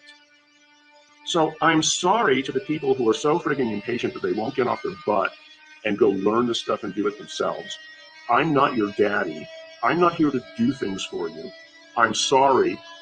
Get out of your basement and go do something. I've seen some of those snap your fingers reports, and they're garbage. Publish the darn paper. Stop claiming that. This is shoddy work. This can't go anywhere. Who did this? It's crap. Who did this? It's crap. Right? So the angry clown, remember, he works for Stanford University. And remember, he is an admitted he is an admitted CIA contractor. He claimed the CIA came to him and he worked for them, right? He's a CIA disinformation agent, if you ask me. And if you needed any more proof, there's breaking news that Twitter and Stanford have been accused of running disinformation campaigns to hide the truth about vaccines. Now, what is Gary Nolan? He is an immunologist. So guess who was probably in on the disinformation campaign? And this, my friends, is not, there's sources that are confirming that Stanford University was running disinformation campaigns against everyone on Twitter, right? Well, everyone in America, really, but they targeted specifically Twitter for their disinformation campaigns. And this is the college that CIA Gary Nolan works for. Remember, he's a big fan of Dr. Fauci, too, and claimed to work for the CIA, among other things. And now we have the stunning proof that the university he works for and the department he works for was running disinformation campaigns. This is fair use. This is a transformative work. Here's Mr. Matt Taibbi telling us about the disinformation campaigns being run by Stanford University and pushing medical disinformation. Just quickly, we found just yesterday a tweet from the Virality Project at Stanford, which is partnered with a number of government agencies and Twitter, where they talked explicitly about censoring stories of true vaccine side effects. Gary Nolan's university, probably in the department that he worked for. We're going to check if he was part of this organization that was running the medical disinformation campaigns on Twitter. We're going to call the university and see if we can't get them to confirm or deny that he was part of that. Right now, I don't know, but he is an immunologist, right? That's his field of study and research. And it's just been revealed through the Twitter files of Mr. Matt Taibbi that Stanford University was disinforming people, running misinformation campaigns, and censoring stories that were true about certain side effects. And other true stories that they felt encouraged hesitancy. Now, censoring true. Yeah, so they use the word true 3 times in this email. And what's notable about this is that it reflects a fundamental misunderstanding of this whole disinformation complex, anti-disinformation complex. They believe that ordinary people can't handle difficult truths. And so they think that they need minders to separate out things. Yeah, they're the arbiters of truth. For them. And that's totally contrary to what America's all about, I think. I would just briefly add, this is very disturbing because what they're doing when they're putting these labels on there is they're actually also trying to discredit you. So it's not just, it's a form of censorship, but it's also a disinformation campaign. A disinformation campaign being run by the university that employs CIA Gary Nolan, right? By the way, somebody mentioned on Rumble, I always spell his name wrong, and I apologize for that. I've never seen the name Gary spelled with 2 R's, but, he's got to be different, I guess. So I will fix that when I get a chance. Now, 1 second here. We want to thank Robert C. for a kind and generous. You thought I forgot you. I almost did. Thank you, Robert C., for a kind and generous €2. We thank you for your kindness, your generosity, and your support of the show. It is much, much appreciated. And I guess I should thank King Milkfart and Tubacabra for coming in the live chat, because boy, there is thousands of extra messages. That live chat is going by so fast. These guys are like, yeah. But thank you, Robert C., and all of our supporters, you Patreon supporters, you kind and generous super chatters, channel members, super sticker purchasers, all of you, thank you for your kindness, generosity, and support of the show. We appreciate you, and thanks for appreciating us. Praise the gas, praise the gas, praise the gas. Thank you for your kindness. Thank you for your generosity. Praise the gas, praise the gas, praise the gas.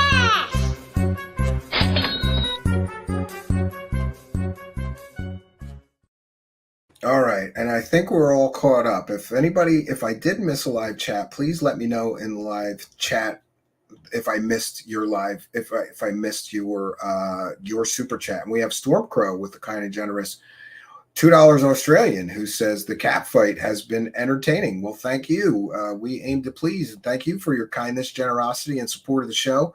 Longtime show supporter Stormcrow, thanks for helping us to praise the cat. Praise the gas, praise the gas, praise the gas.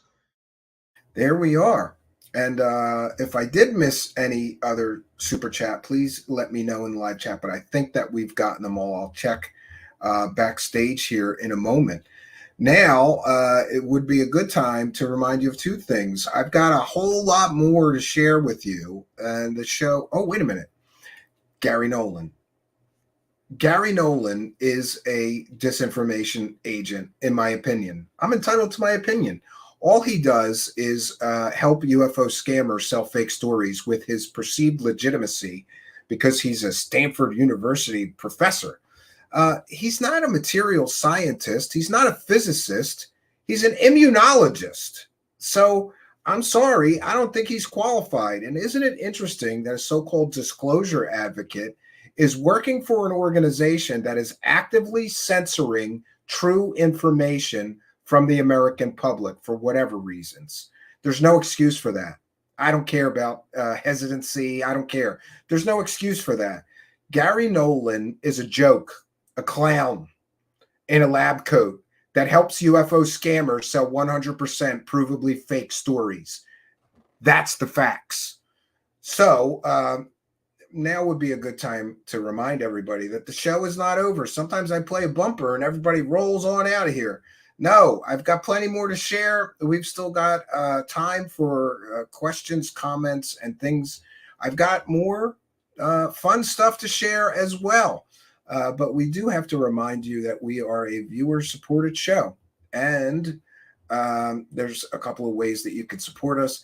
Here, the show's not over. We'll be right back. These are quick, I promise. Here's our announcer with the golden voice, Mr. Ian, to remind you how you can help the show.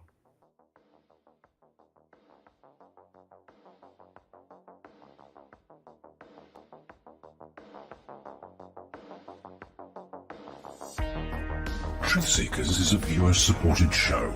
Wonderful people like you who enjoy this show send pledges in the form of super chats, super stickers, super thanks, PayPal, or Cash App. Instructions for how to help are in the description.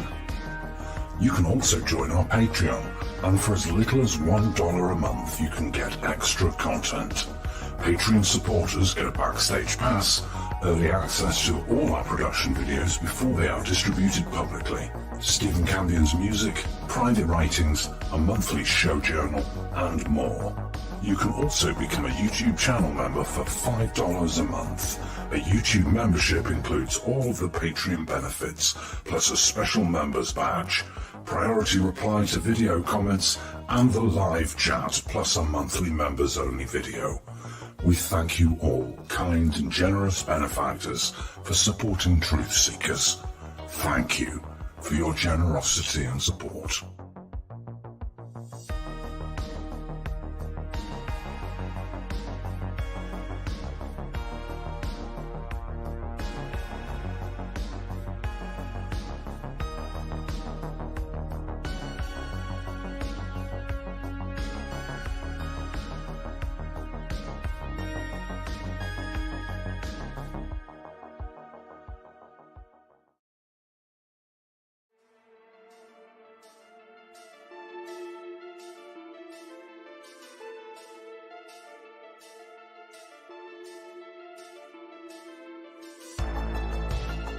Thanks for being here. This is Truthseekers with your host, Stephen Campion. Please rate, like, and comment on our videos or podcasts. If you are listening to an audio podcast, please rate us 5 stars to help us rise in the search rankings. If you are watching on YouTube, please like, comment, and subscribe to our channel. If you're listening to an audio podcast, we love and appreciate you listeners, but you are missing the live tapings. All our shows are recorded live with video feed. We'd love you to come be a part of our live broadcasts and tapings for the podcast. Head on over to YouTube, click the search tool, the little magnifying glass, put Truthseekers, one word in the search bar, and hit enter. You'll see a strange and mysterious guy with sunglasses. That means you found the channel. Go there, smash the subscribe button, and hit the notification bell to receive up-to-date info on our YouTube channel. We welcome you to be a part of our live taping and our chat room during the live broadcasts. Seek the truth. Speak the truth. This is Truthseekers. Truthseekers.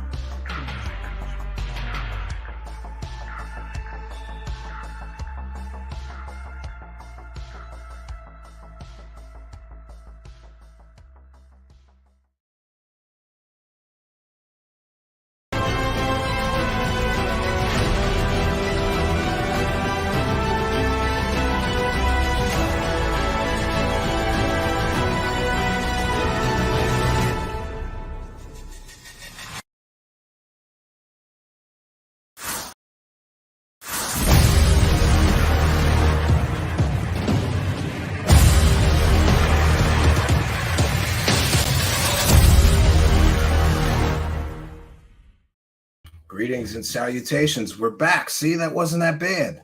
And before we forget, I did forget one thing that we were going to play here from Simon Fly, and that was a Tubacabra music video.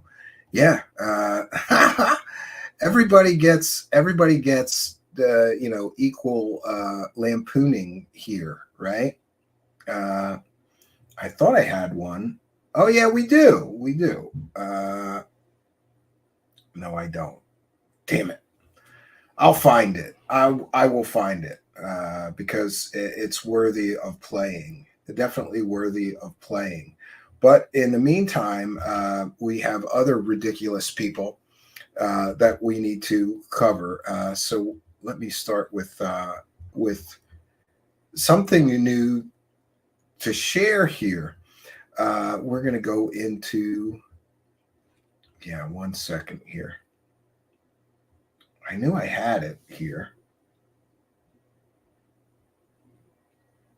Oh, before I forget, just for that guy who has cancer, we want to all keep him in our thoughts and prayers. And he didn't do anything wrong, pointing out that Rich was faking a spirit orb with a laser pointer. He didn't do anything wrong. So, he deserves justice, and he deserves our support, and he deserves some prayers. Justice for this person who didn't do anything wrong. There you go. Definitely. And interestingly, the whole situation just keeps getting worse and worse, and the circus gets crazier and crazier, right? At some point, you have to say, what is it? What are we still doing here? I wonder this myself sometimes. What are we still doing here? Why is it just perfectly fine that this whole thing? Let's do a thought experiment quickly and take all of the intelligence people out of the UFO community and all of their stories. So what are we left with? Not much, but let's take all of the scammers and the hoaxers and the fraudsters out. People like Linda Moulton Howe selling people fake pictures of aliens. People like Nick Pope pretending that he was the British Fox Mulder when he never investigated shit. People like Third Phase of Moon, who have been faking videos for decades for money and fake stories for money. People like Grifton and others. People like Journey to Truth, who are interviewing literal child molesters to make money, selling fake alien stories. Take out Marina, the Nazi girl, right? By the way,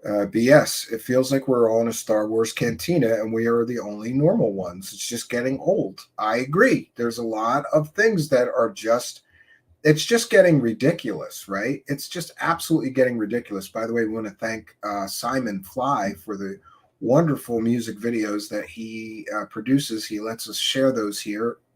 And yeah, and we want to thank you, of course.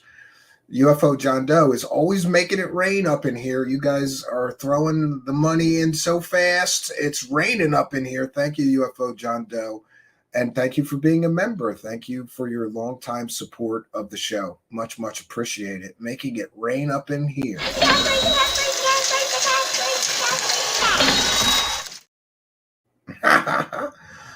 Okay. Yeah. Chuck Bam says, I missed your super chat. Oh, let me I'm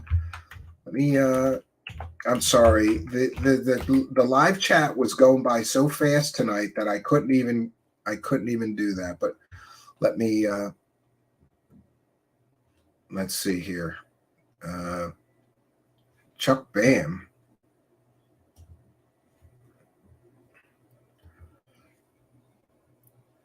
Oh, I did. You just woke me up. Stop boosting the volume. It wasn't too far back. How did I miss it? Let me scroll back through there, Chuck Bam, and I apologize for missing it. Oh, there we go. Kind and generous. I apologize. Thanks for letting me know. We read every single super chat, friends. If I miss it, just let me know and put it in all capital letters. If I miss it, just say you missed my super chat in all capital letters, and then we'll catch up. So Chuck Bam with the kind and generous $2 says, you just woke me up. Stop boosting the volume. I'm going to blame Simon Fly for that. And are you one of those people that are going to send me hate mail because you sleep to the show and the show gets louder and wakes you up? Maybe. And if so, I apologize. But thanks for helping us to praise the cash anyway. Praise the cash, praise the cash, praise the cash. Yeah, there we go. Robert C. says, Gary Nolan and Stephen Greer have a new makeup line. Brand name Grinder and Company.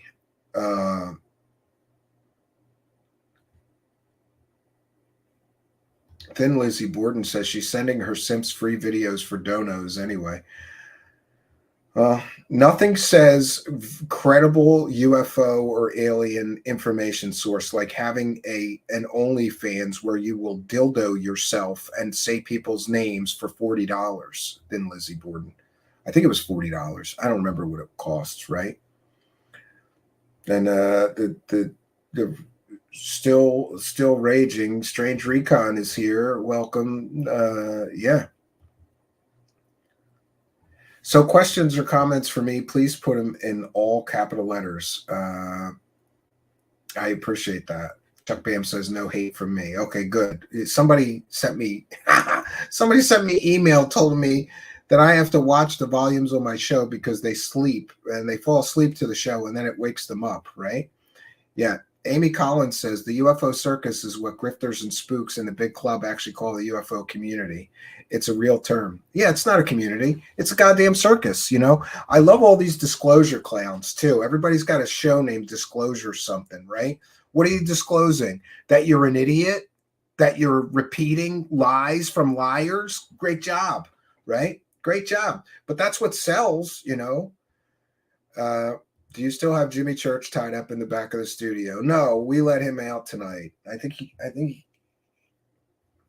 don't know where he went. He'll be back though, because he's working for us now. He's definitely working for isn't Simon Fly just a pseudonym for spooky? No, not that I'm aware of. Not that I'm aware of at all. Ardent Paranormal reminding people how to donate by PayPal, and that reminds me, I have to check in with the PayPal. For those unaware, if you're going to send a big amount, especially, we don't mind if you send it through Super Chat, but just bear in mind that PayPal takes very little and YouTube takes a third. We do read every single PayPal pledge as well. Just add a note and give us your chat room user ID and any message that you want us to read out, and we do.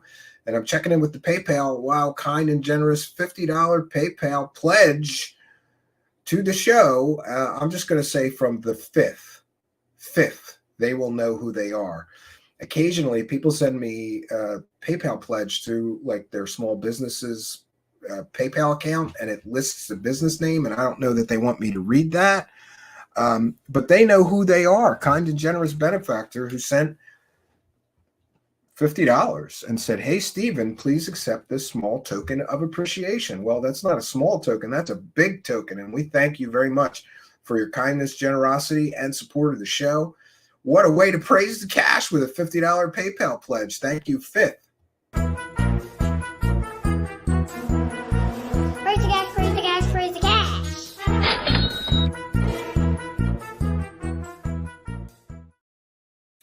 Thank you very much for your kindness, generosity, and support. Red Panda Koala is here. Says, thanks for an entertaining chat. Sorry your family got doxxed. That's horrible. We need to bring respectfully disagreeing to the UFO conversation. Yeah, absolutely.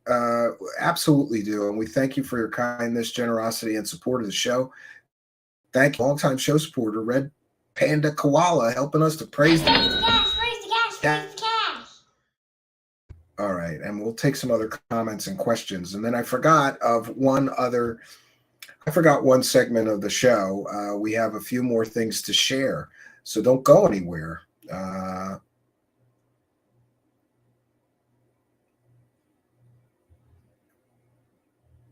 There are rampant rumors that Cosmic Judas is me, or spooky, or Simon Fly is spooky, or me.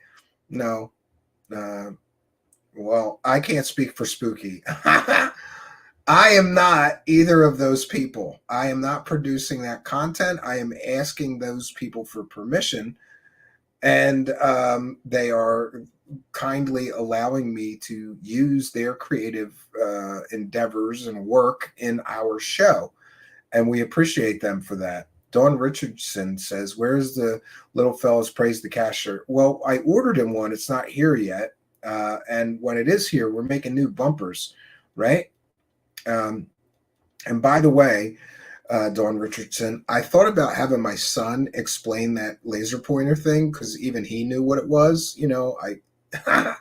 And then we could have made it funnier. Like even a 6-year-old can recreate this hoax, but I don't know about using him in stuff like that. I think he's better to just go, "Hey, praise the cash," right? How did you like Travis Walton's answers to questions you asked on Theories of Everything? I don't recall that he did answer questions that I asked on Theories of Everything. Oh, no, Travis did. Yeah, Travis did. I'm sorry. I was thinking the scientist, Travis Walton. Yes, he did. And I don't know. The guy failed lie detector tests. His own partner came out and said they faked it all. Then he retracted when they paid him off. So I don't really believe anything that guy says is being accurate, really. Did I suggest the Pentagon suggestion of alien mothership sending probes to Earth? Well, no, because unlike other people, I don't do clickbait and misleading information. It was a hypothetical, essentially. It's not real. It's not like they came out and said there is definitely a mothership that is sending probes to Earth. Look at how that was worded. But don't worry, all the alien scammers, Les Brewer, are running with that as if that is the correct and totally correct information somehow. I don't get it. Yeah, spooky. I have to see if I can play that. I don't know if it's going to get past the copyright. Somebody, UFO Judas, made this great Watchman Greer one where he's like meditating and he turns into Dr. Manhattan, right? How about a short for the Lazar scam? Yeah, I'm working on more than a short. I'm so tired of Bob Lazar and explaining things and having to give people 10 links. And I know, like, nobody's going to watch 12 hours of me showing all the proof that Bob Lazar is a fraud. So I have begun at least the planning stages. I'm going to make another free documentary, but this one's going to be on Bob Lazar. and all of the evidence and proof in a as short and concise a manner that I can manage. There will be hundreds and hundreds and hundreds of data points proving that Bob Lazar is a fraud and a liar, proving that Jeremy Corbell and George Knapp have made millions of dollars lying to everyone because they didn't give you all the evidence that we're going to give you in this new video that we're going to make.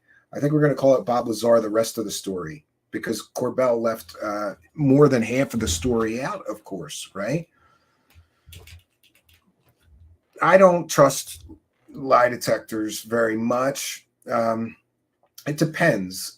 I know wreaking havoc of a former FBI polygrapher. And if somebody passed a test from him, I would believe that they were telling the truth. But most of the times we get, wackadoos actually administering the polygraph. Did you know that Gaia TV had a polygrapher and all of them passed, except Corey Good didn't take one, but Randy Kramer, Emery Smith, they all passed lie detector tests somehow. Yeah. So it really depends on the person that is administering, right? Oh, light laser done by your kid, not the con man. Yeah, I understand. So there's one final thing that we were going to address, and this is probably the most important part I want to make about the circus tonight. I don't know if you're aware, but 1 second. Let me just look it up on Amazon so that we don't misspeak.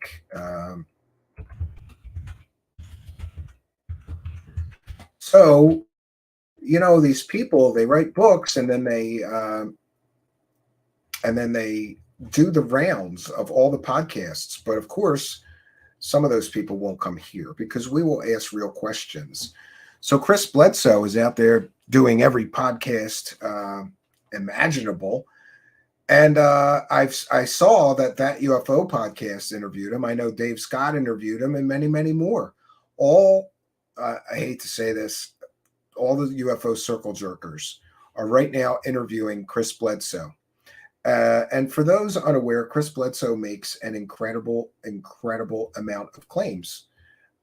Most of his claims are unproven, unsubstantiated. Just, trust me, dude. And even at one time, MUFON declared that he was essentially a liar. But it is what it is. We covered a story here called Murder in UFO Land, the Christopher Gray story. And in that story, we detailed how a follower of Chris Bledsoe got so deep into this cult-like behavior and belief system that he started lashing out against anybody that would tell him that one of his heroes was a fraud or wasn't telling the truth, stalking people, harassing people, threatening women, sending people pictures of their house.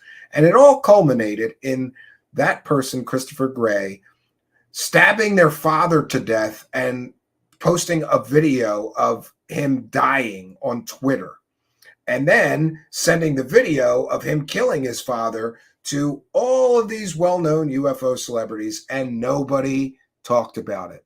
Nobody except us, and I am still proud of that story. Chris Bledsoe is out with this book, UFO of God, which is filled with all kinds of fantastic fairy tales, right? And Chris Bledsoe claims to be a one-stop shop for paranormal activity. This guy's seeing orbs, the Blessed Mary, the Lady, aliens, interdimensional beings, spaceships, the whole works.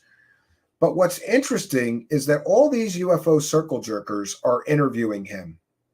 And all of these UFO circle jerkers have done zero research. Do we not think it's relevant that one of his cult-like followers got a knife and stabbed their own father to death, talking about the lady the whole time that Chris Bledsoe talks about? Do we not think that somebody interviewing Chris Bledsoe should ask him, did you know this Christopher Gray who murdered his own father while talking about your lady? Did you, Christopher Bledsoe, get a DNA sample or a lock of hair and a picture from this person, Christopher Bledsoe, who was promised a healing by you and your alien friends, but instead took a knife and viciously stabbed his own father to death and then posted videos of his father bleeding to death while screaming about the lady. Christopher Bledsoe's lady, of course. You UFO circle jerkers, all of which interviewed him, are all failures because none of them asked him about the murder by one of his cult-like followers committed against an innocent man. Not one of you UFO circle jerkers had the courage to approach that subject, right? And some of you may be unaware of Christopher Bledsoe and his many, many, many claims. So we're just going to share a short video here about Mr. Bledsoe and his various claims of the lady. Now, remember, somebody named Christopher Gray was so into the Chris Bledsoe cult and the lady that he went literally crazy and stabbed his father to death. It's tragic. And what's more tragic is that this clown is out there trying to sell a book, and he's not being asked about or even addressing the fact that one of his cult idiot followers took a knife and murdered their own father. But hey, it's all harmless fun here in the UFO circus, isn't it? The Chris Bledsoe story, as summarized by Nick Hinton. Part 1 of this encounter started on January 8, 2007, when Chris, 3 coworkers, and his son had an encounter that included a face-to-face interaction, which included hours of missing time.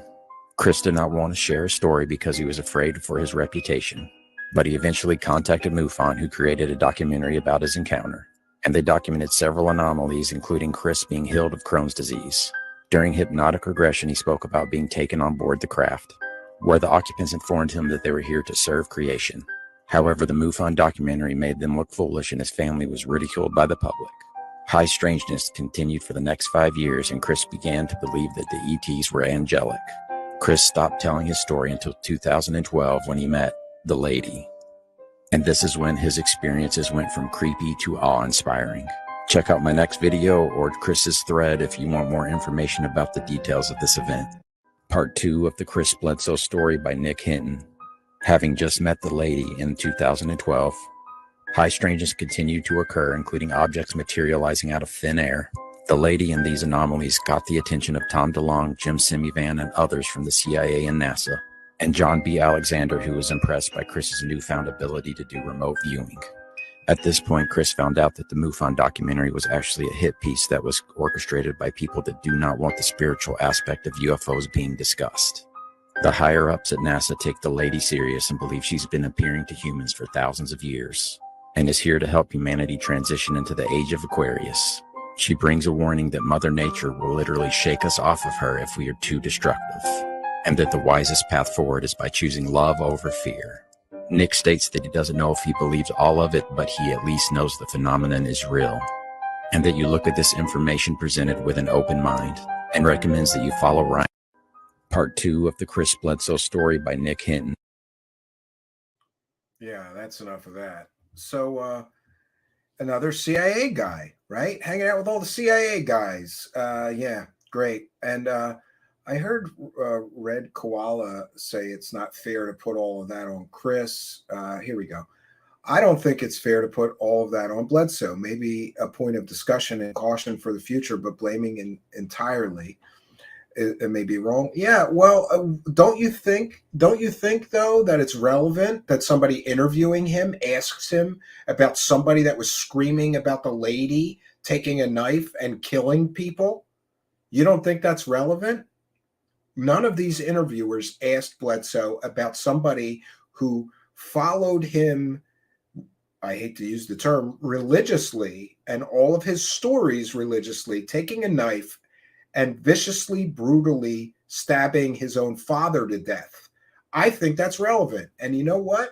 It's not in his book either, because everybody's trying to sweep that under the rug and run away from the reality of the danger of some of these fake stories. They're dangerous. Some of these people and people pushing these stories are dangerous. Is it totally his fault? No, but I'm pretty sure that his involvement with that person who may have been mentally unstable to begin with did not help the situation. but rather caused more. Now, a little bit more. I have another clip to share here, which is a little bit more about the Christopher Gray story. And by the way, just search for Murder in UFO Land here on our channel, and you will find our deep dive into that, our few-hour piece on that. And by the way, there are people that are saying that the murderer was in communication with Bledsoe and even sent him a lock of his hair and a picture of himself to get a healing that Chris Bledsoe offers people. And Bledsoe's running around and his followers are running around telling people essentially that he and his alien friends can cure cancer and terminal illness and all kinds of things.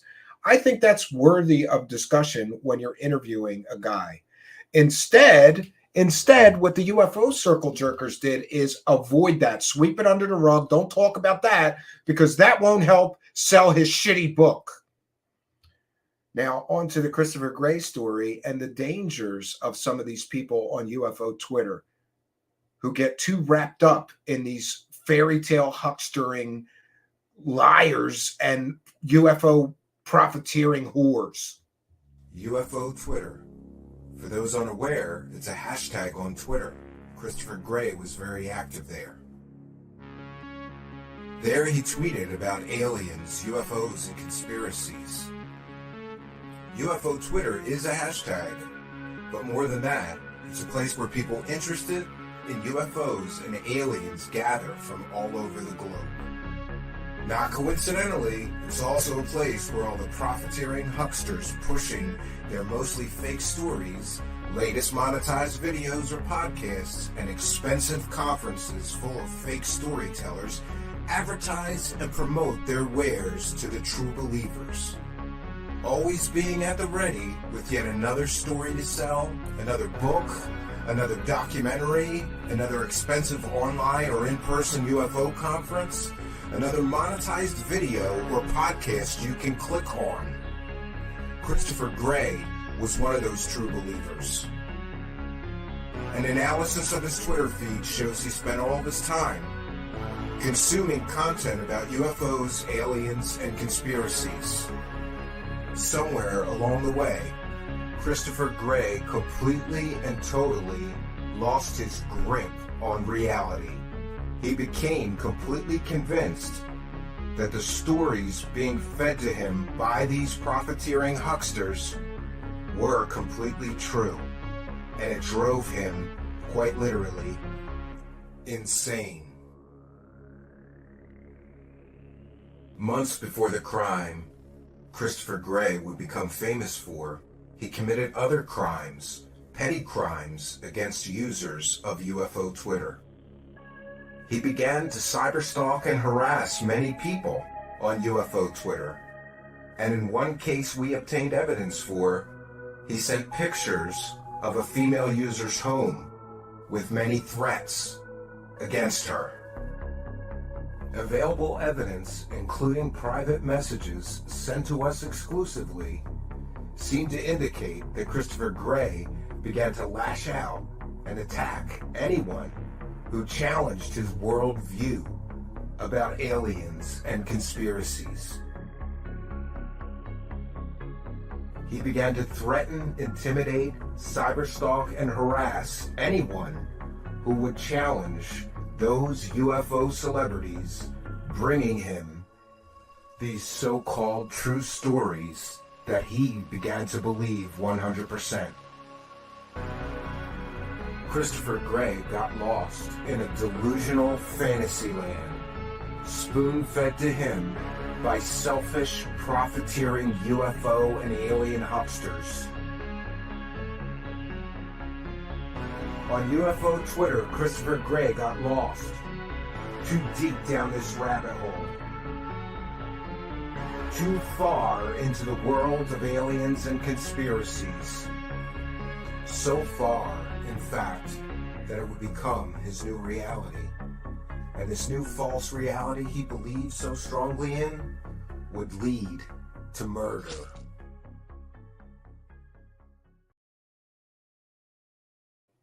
Yeah, pardon me, but I think a cult-like follower of this guy who just released a book murdering someone over his ridiculous fake alien stories is relevant to ask him about in an interview.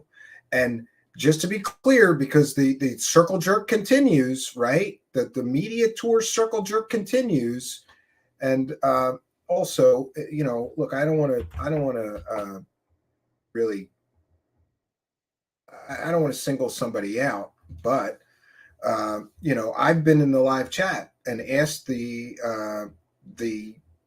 show hosts interviewing him to ask him about this Christopher Gray murder and ask him if he received correspondence from him. And there's proof of that, of course. And this is, by the way, like I said, I'm not singling somebody out. I get it. Shows get busy. You can't ask every question that you want to ask. But here's him on Spaced Out Radio. And I asked Dave to ask him if he ever took a hair sample and picture from Christopher Gray. And look at his face. Look at Bledsoe's face at that question. Look at his face. Look at his face at this question.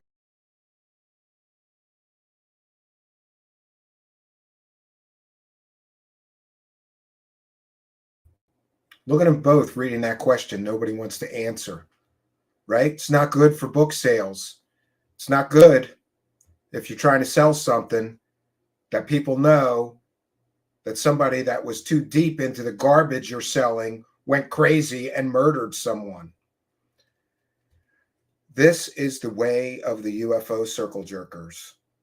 They don't ask hard questions. It's softball city. Help them sell their garbage. You get your clicks and views, and get to bring a bunch of fairy tales to your audience, right? And meanwhile, people are literally getting murdered by people that are too deep into this circus, and no one that has interviewed Mr. Bledsoe so far has had the courage or the personal integrity or the moral fortitude required to ask him these very important questions. Are we just to assume that that's not relevant, right? Look at his face when he read that question and tell me again that this is not relevant. This is not important or worthy of discussion, or at the very least, acknowledgement. Questions or comments for me, please put them in all capital letters. We've got Mark Freeborn with a very, very good observation saying 3-letter agencies are handlers for various circle jerkers. I agree 100%. You will notice that the CIA, DIA, alphabet soup, intelligence agency people, they gravitate towards certain people that are pushing the aliens narratives, right? And they all amplify each other's statements. Maybe they work in concert together, getting each other media appearances. Who knows? But it's very interesting that behind every one of these people pushing the alien disclosure is coming soon narrative, and these so-called experiencers, you'll find some CIA people or some intelligence agency people around them, with them. I don't think that is a coincidence. I don't think that's a coincidence at all. Not at all. Lazarus Corbu says, if all these folks are speaking to aliens, why do none of them ever show some alien tech? Just new AG psychobabble. I agree. They should have better evidence, and they hate on people like Mick West and stuff. And that's a whole other discussion. Recently, Corbell and Knapp were asked about the Pyramid UFOs videos being fake, and they doubled down on, oh, no, it's not stars. Yes, it is. And it's been proven. And it's bokeh and stars, right? Maybe a drone, but it's not a pyramid alien spaceship. But these people want to cling to their bubbles of delusion. But we can see what happens when somebody comes in and goes, pop, you're putting out fake videos. Pop, you are promoting a convicted pimp, fake scientist who never stepped foot on Area 51 as a so-called government whistleblower, and you can't even prove that he ever worked for the government. right? Pop. You are promoting Skinwalker Ranch, and you said you had all this evidence, George Knapp. You said the book was based on the mountain of evidence you had. And then on Joe Rogan, you had to admit there is no evidence. Pop. The delusion bubbles are popping, right? And these people don't like that. They do not like that. Robert C. with a kind and generous €2. I love the new look and sound, plus your truth seeking. Well, thank you for your kindness, generosity, and support of the show. Continuing supporter of the show, thank you for your generosity and support. We appreciate all of you. And yeah, thanks for helping us to praise the cash, Robert C. Praise the cash, praise the cash, praise the cash.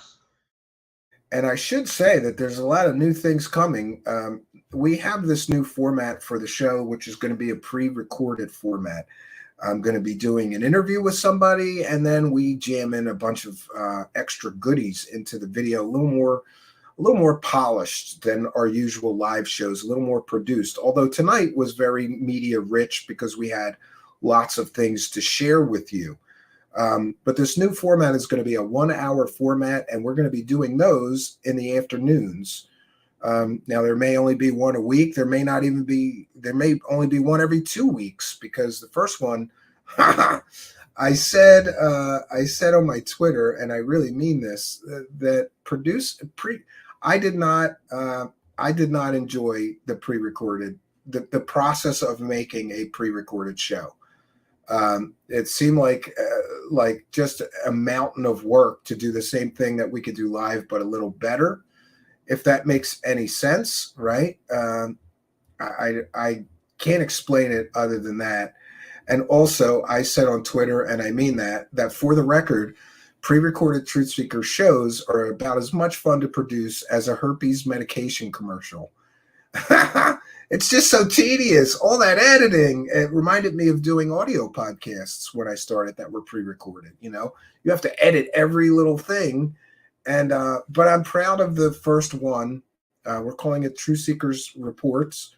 And the first one is in the members section. So you guys get a preview. And we'll be debuting that, I think, tomorrow at 1 p.m. or 1:30 p.m. No, I'm sorry, 2 p.m. We're going to debut that tomorrow afternoon at 2 p.m. Eastern time. And I hope that will give people a chance to catch.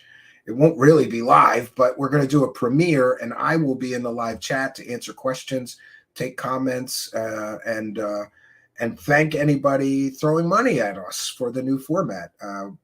We appreciate all of you. Need an AI editor already. Yeah. Chuck Bam says, Wilcox hover car is coming. He told me when I sent him 3 Bitcoins. Oh, geez. What are Bitcoins worth nowadays, Chuck Bam? I wish you would send me 3 Bitcoins. I could use those, right? Yeah, I get that a lot. And I really do need a haircut, right? I'm going to go very short next. I'm going to leave just enough bangs to comb it to the side, and the rest I'm going to shave all off. That and Kylo Ren, we get that. But I don't like the grandma's boy one, but the Kylo Ren I'll take. UFO John Doe says, Knapp was a little more diplomatic, but Corbell got hot under the collar, as he always does when he gets questions. Yeah. Because Stephen Greenstreet walked in there and went, oh, you know that delusion bubble you're living in? Pop. Right? We're going to do a whole show on popping delusion bubbles, right? Spooky scared. Well, Spooky, actually, I changed that. We're doing a show on is AI taking over your life? And I actually got an AI to make that. Sorry, Spooky. B. Baker says, great job busting Goofon and his laser pointer. Thank you. Can we get that released sometime as its own clip? Yes, late tonight, I'm going to do it. I have to fix a few things, and then it will be in the videos section. And we'll do a premiere, even though it's only a 12-minute video. So probably by 2 a.m. Eastern Standard Time tonight, which will make it the March 14th, 2 a.m., I'll be there. As soon as I get it edit it up and render it again. For some reason, my this computer that I use for everything. You know, I've got all these computers. I really got to start using the others, because I'm using the worst computer in this room to render videos, and it takes forever. Earlier today, a 6-minute video took, I think, something like 37 minutes to render a 6-minute video, because I was using a lot of effects and camera movements and things like that. So I really got to start using these computers. On the side of me are twice as fast or better than this crappy thing I'm using to broadcast the show on. And this was never supposed to be the main rig. This is where I sit so much that I just, instead of going over there, I just do it here, and then it's super slow. Well, we got to do something about that. I need more render power, right? It was British pounds, my friend. Oh, thank you, Robert C. I'm sorry. I get the euro and the pound. Thank you. And thank you for your kindness. We'll take British pounds or euro or Australian money. We take all the money. And thankfully, YouTube transfers it all and helps us to turn it into dollars, which we can use. Also, just another announcement. I have said, and I mean it, there's this new album that I produced, music album, which will be on iTunes soon.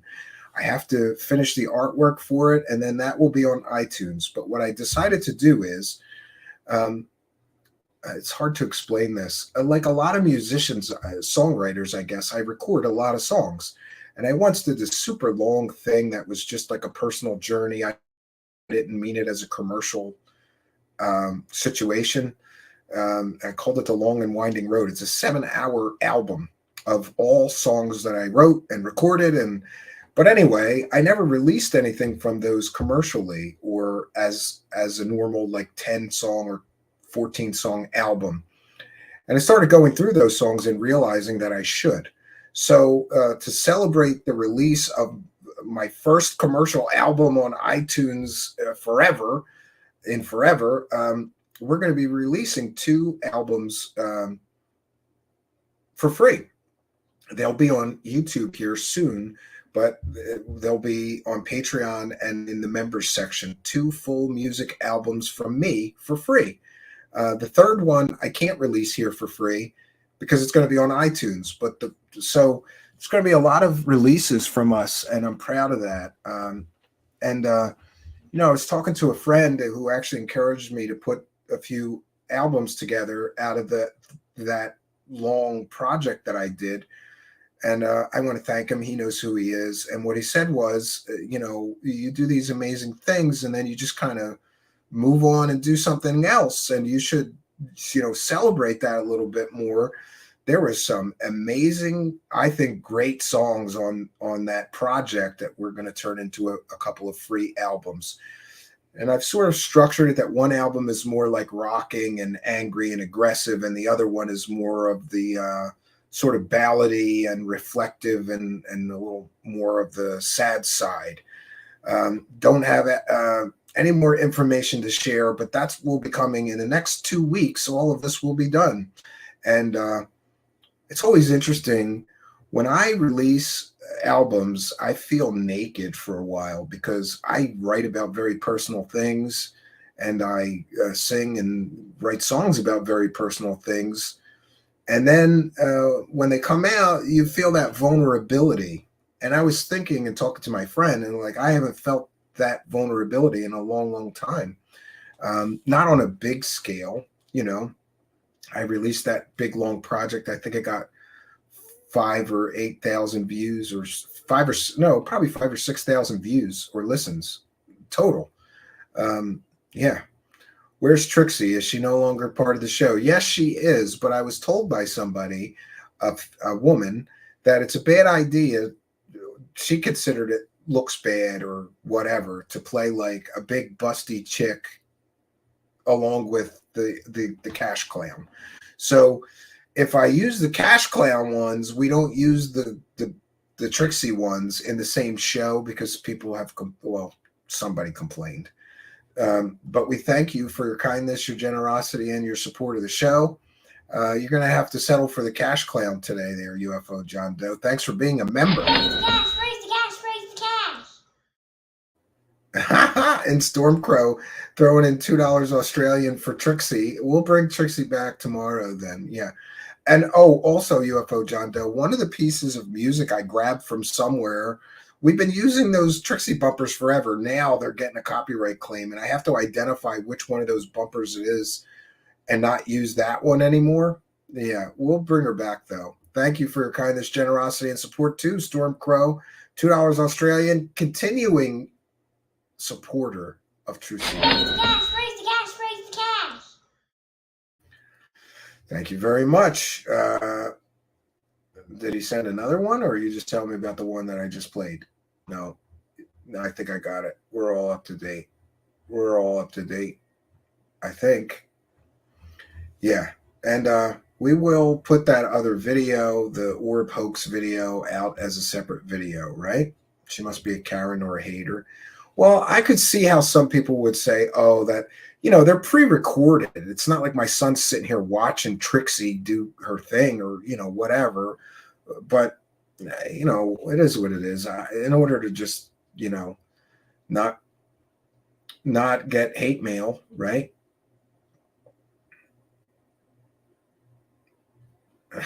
Lunar Sparkle says ex-bandmates listen though. Yeah, when you put out an album, everybody that used to be in your band wants to listen and cry. No, it wasn't him complaining, right? Wasn't him complaining, but you're right, Luna Sparkles one. You put out an album, boy, all the old bandmates come out to see what you're doing and see if they can trash you, right? Funny seeing KMF blame Tupper for doxing when he doxed Sam's entire family and admitted it was someone else. Oh, geez. This is... we've got Drama Rama. Welcome to the circus in the live chat tonight. Yeah, and I should remind you to follow us on Twitter. It's at Stephen Cambion on Twitter. And I broadcast those free Third Phase of Moon documentaries and the proof that Gufon knew the whole time that they were fakers, fraudsters, while he was saying they haven't faked anything. You can't prove they faked anything. There's no proof. They haven't faked anything in 5 years, 3 years. We're up to last week. Third Phase of Moon hasn't faked anything since last week. Congratulations, right? And I love how I'm getting blamed for somebody's show sucking. Right? Maybe stop buying subscribers because that doesn't do anything for you. I don't understand people buying subscribers. Dude bought like 1,000 subscribers in 1 month, right? And you can look at the statistics. No subscribers, no new subscribers, no new subscribers, no new subscribers. 100, 200 subscribers, 300 subscribers, 400 subscribers in 1 day? Really? You bought those subscribers, you clown, right? Arden says they're not even here anymore. Third cousin's love child, right?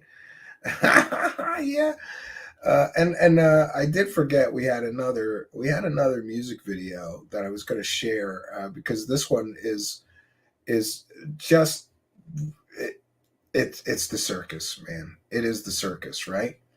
And we certainly want to encourage that circus, right? We're a part of it. Yeah. I heard a show host described as the conductor of the Woo train. Well, I'm the ringmaster of the UFO circus. If he's the conductor of the Woo train, that's good. I am the ringmaster of the UFO circus, right? People come here to see the UFO circus, right?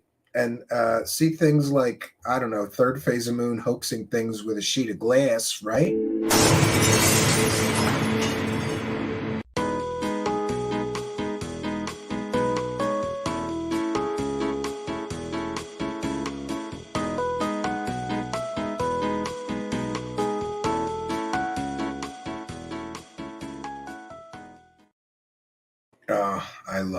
I love it, right?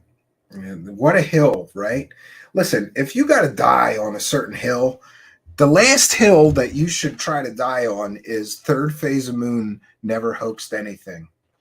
Or there's nobody can prove that Third Phase of Moon ever hoaxed anything.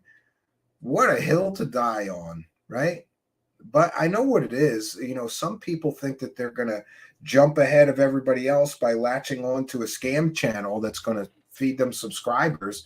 And I mean, I guess it does work because everybody leaves because certain people are so cringe, and then he gets a new influx of stupid people from third phase that don't know. Man, it is great. It is just great. And I don't know. We've got a little bit more to share with you. Questions or comments from me, please put them in all capital letters. We will be back tomorrow night. I should mention at 9 p.m. Eastern Standard Time, but at 2 p.m. Eastern Standard Time tomorrow, we're debuting our new show format, which is pre-recorded with an interview and a bunch of extras. And I think people are going to like this new format. We've got a lot of great feedback from the Patreon supporters and the members so far. And I invite you to be here tomorrow to see the world debut of our new format, Truthseekers Reports, tomorrow at 2 p.m. Eastern Standard Time. But we'll be back for our normal live show in the flesh at 9 p.m. Eastern Time. So tomorrow, you guys are making me work. The Truthseekers Report shows are formatted to about an hour. This one came in at like an hour and 2 minutes. I let it go. I start looking through, trying to cut it. We don't have a hard limit. I just wanted to keep it at an hour. So I guess we will, just make it about an hour. For those of you who don't have a lot of time or asked for, a lot of people have asked me to do quicker shows, or people are asking for short clips. So we're doing these clip stuff as well, as much as we can. We're doing the best we can here. I'm flying by the seat of my pants. I don't know how to do this. How do you produce a show? There's a lot of variables. So we're trying some new things, and we're hopeful that you will like them. And if not, let us know. Also, part of the new show format is that we do that hour on whatever the subject is. Tomorrow's is on the Ohio train derailment and chemical disaster. And at the end of it, we ask you, do you want us to continue investigating this? And you can chime in, and you will shape the future of the show. You're going to shape the future of the show by your vote, right? So questions or comments for me, please put them in all capital letters. Robert C., yes, I would agree with that. I don't know. Some people just don't work hard. They want easy money, right? Easy money from stupid people. Third phase of moon are experimental clones made by Greer, allegedly. I think so. Clones escaped from David Wilcock's Hawaiian underground base. Maybe they're, yeah. All right, Beverly. I don't even think that those people are here anymore, and you're still at it. Like, maybe you should wait. You should let it go. I don't know. I don't know who encouraged hacking. I'm confused, right? I need a guide. I need a circus guide, right? Like when you go to the circus, they give you that little handout of what the program is in the circus, right?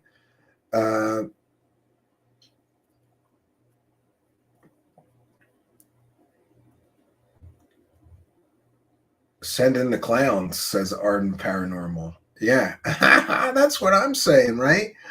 That's what I'm saying, right? These poor people in Ohio getting screwed. We got some goods, boy. We looked up the campaign donations, Stormcrow, that Norfolk Southern has been making to politicians, both state and national politicians. Where do you see this special report?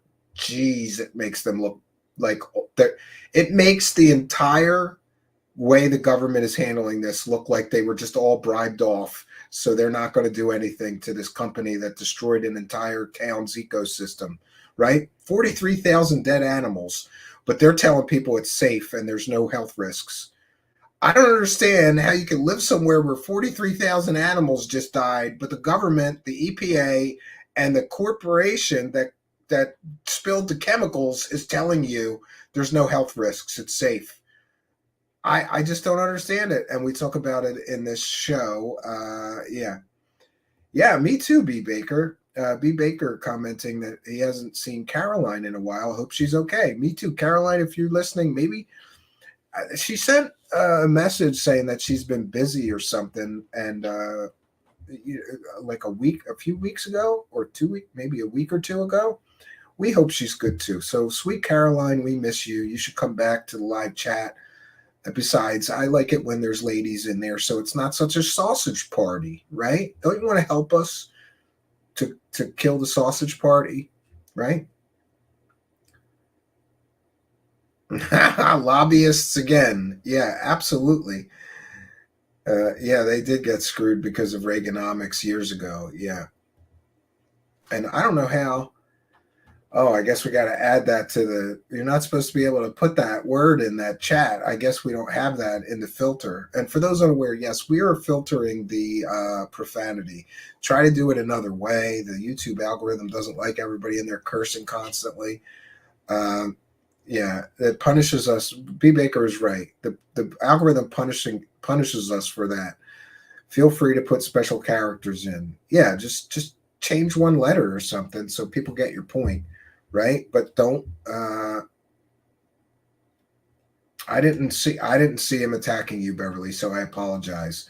And you appear to be new here. You are welcome. We ask that everybody is just respectful of each other in the live chat. Try to be nice. Can't we all just get along, right? I really am unaware of what is going on, so I apologize if I was incorrect. I thought that those two were gone, and you're still, All right, I understand. Yeah, I don't understand why people bring these internet battles to this kind of a level, right? Like, why do you got to go that far? I mean, it happened to me, Beverly, and all I did was host a filmmaker, and some people didn't like what was in that film because it made their hero look like the UFO profiteering whore clown that he really is.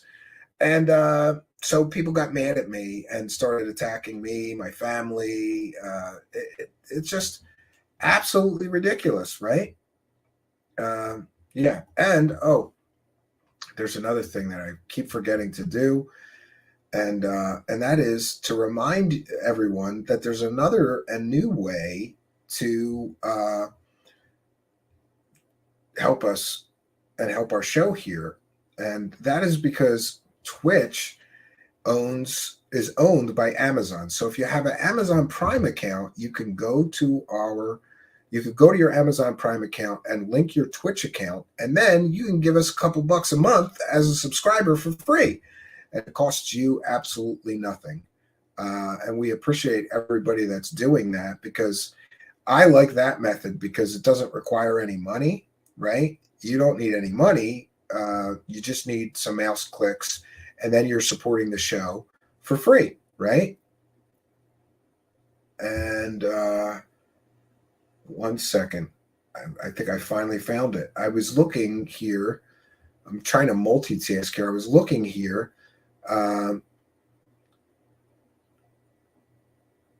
Yeah, and of course,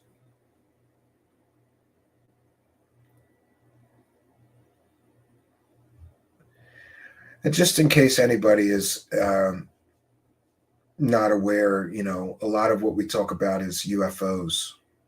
So on this podcast, it's fair to say we're going to talk a lot about UFOs. UFOs.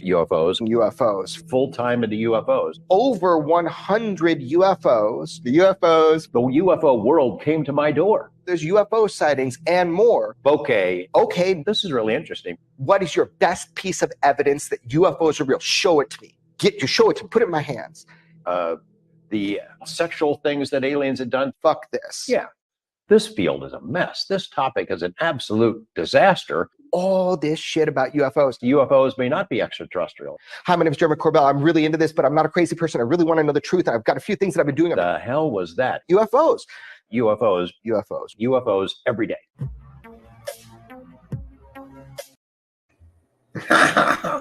UFOs every day, friends. We got to do it every day. Yeah. So, what can I say? I don't understand. It is interesting to see Corbell and Knapp because now they appear to be, pivoting away from the Bob Lazar story. Just as all the money dries up, I don't think that's a coincidence. And just as the startling revelations start becoming clear that Jeremy Corbell and George Knapp have been lying to everybody, at least lying by omission, not giving everybody the full story, because that would not help them sell the story. So they give you the parts of the story that make you believe in the mystery and believe that the story is real. But just by chance, they leave out that all the parts of the story that prove that Bob Lazar is a fraud, a liar, and more. I think it's great. And let's not forget our other favorite fraud, Nick Pope, fake British Ministry of Defense UFO program director. He didn't direct shit. He didn't investigate anything. According to documents released by the British Ministry of Defense, he lied many, many times about that. But don't let a lie get in the way of a good bullshitter telling great stories that you could sell at UFO conferences, right? What we are learning is intriguing and disturbing US black project technology. What we are learning is intriguing and disturbing US black project technology. What we are learning is intriguing and disturbing US black project technology. What we are learning is intriguing and disturbing US black project technology. If anything is alien, unknown unknowns. If anything is alien, unknown unknowns. Reopen the X-Files. Reopen the X-Files. Reopen the X-Files. Reopen the X-Files. If anything is alien, unknown unknowns. If anything is alien, unknown unknowns. Reopen the X-Files. Reopen the X-Files. Reopen the X-Files. Reopen the X-Files. Do you know where there has been the most UFO sightings in the world? Is there a specific place? It probably is the United States. Why? There are probably some statistical biases. Do you know where there has been the most UFO sightings in the world? Is there a specific place? It probably is the United States. Is the United States. Pop culture, pop culture, pop culture, pop culture, pop culture, pop culture, culture, X-Files, X-Files, X-Files, X-Files, X-Files. Reopen the X-Files. X-Files, X-Files, X-Files, X-Files. Reopen the X-Files. X-Files, X-Files, X-Files, X-Files. Reopen the X-Files. X-Files, X-Files, X-Files, X-Files. Reopen the X-Files. X-Files, X-Files, X-Files, X-Files. Reopen the X-Files. X-Files, X-Files, X-Files, X-Files. Reopen the X-Files. X-Files, X-Files. Reopen the X-Files. Restart research and investigation. Yeah. The fake British Fox Mulder wants to reopen the X-Files. Great to know. Great to know. Yeah. Dawn Richardson saying both my sightings were in the U.S., Florida and Arizona. Well, lightning does strike twice sometimes. Sometimes I think that, a real sighting is pretty few and far between. I had one real unexplained one in my lifetime. That's what got me down the rabbit hole, for better or worse. And I envy people that have had a second look at that world-changing thing, Beverly Holmes says, I film them in 5 different states now. You should send me your videos. We'd like to see those, Beverly Holmes, or come on and talk about it. We would like that, right?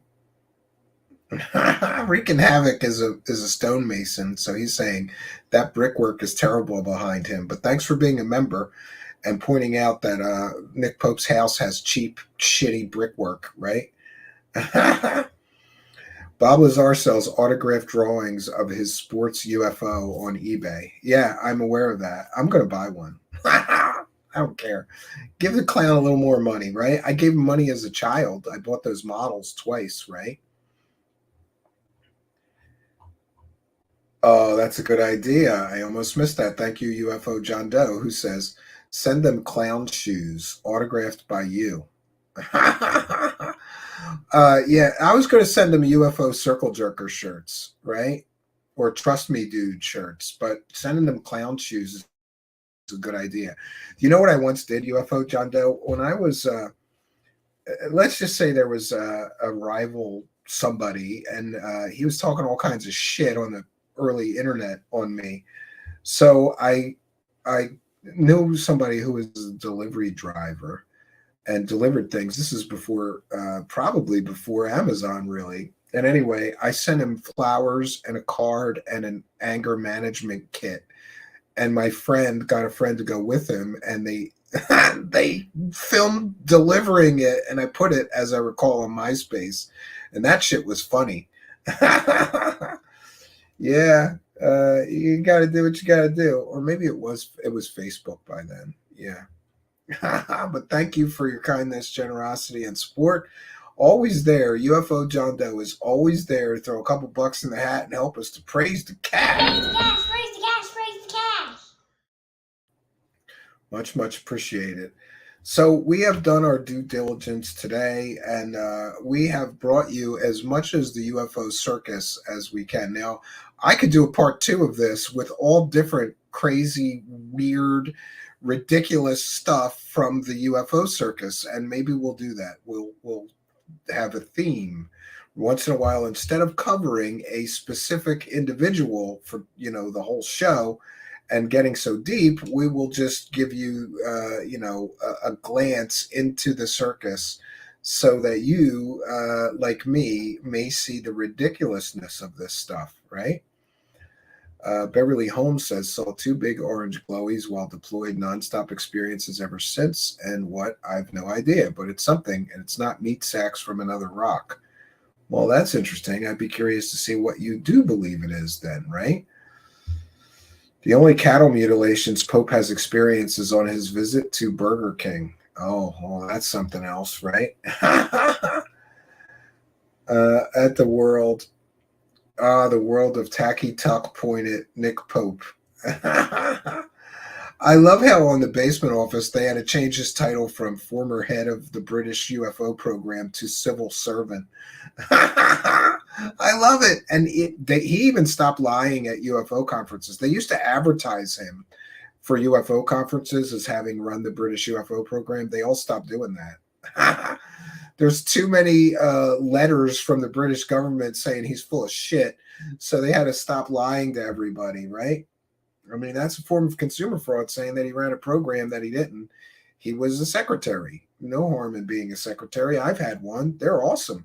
They really help you get a lot of work done if you got a good one, right? Matthew McLeod is here and says, great show, Stephen. Well, thank you. We appreciate your kindness and your kind remarks and stuff like that. Is he still in the Basement Office? Well, I think not everyone now. Like, I think they're trying to squirm, well, I don't want to say squirm, but they're trying to, I don't know. The last few were on Skinwalker Ranch and did not, I don't think they included Nick Pope, right? Did Greenstreet boot him? That's a question better asked to Mr. Greenstreet. I don't know. And by the way, I like Greenstreet, and, I just don't agree with people lying about their background to sell fake alien stories, right? Or to get bookings selling fake alien stories, or to get conference appearances. Nick Pope was selling 5-minute Skype sessions with him, claiming that he was the head of a former British Ministry of Defense UFO program, and he clearly was not. There's all these letters from the British government saying, he never did that. Red Brick Investigations once says, call me chopped liver. Okay. And we're going to go over, while I remember, we're going to go over to the Rumble chat and say hello. We'll see what we got going on over there. We got 11 watching over there, which is great to see. Welcome Rumble chatters, or welcome Rumble live show participants. There's nobody chatting.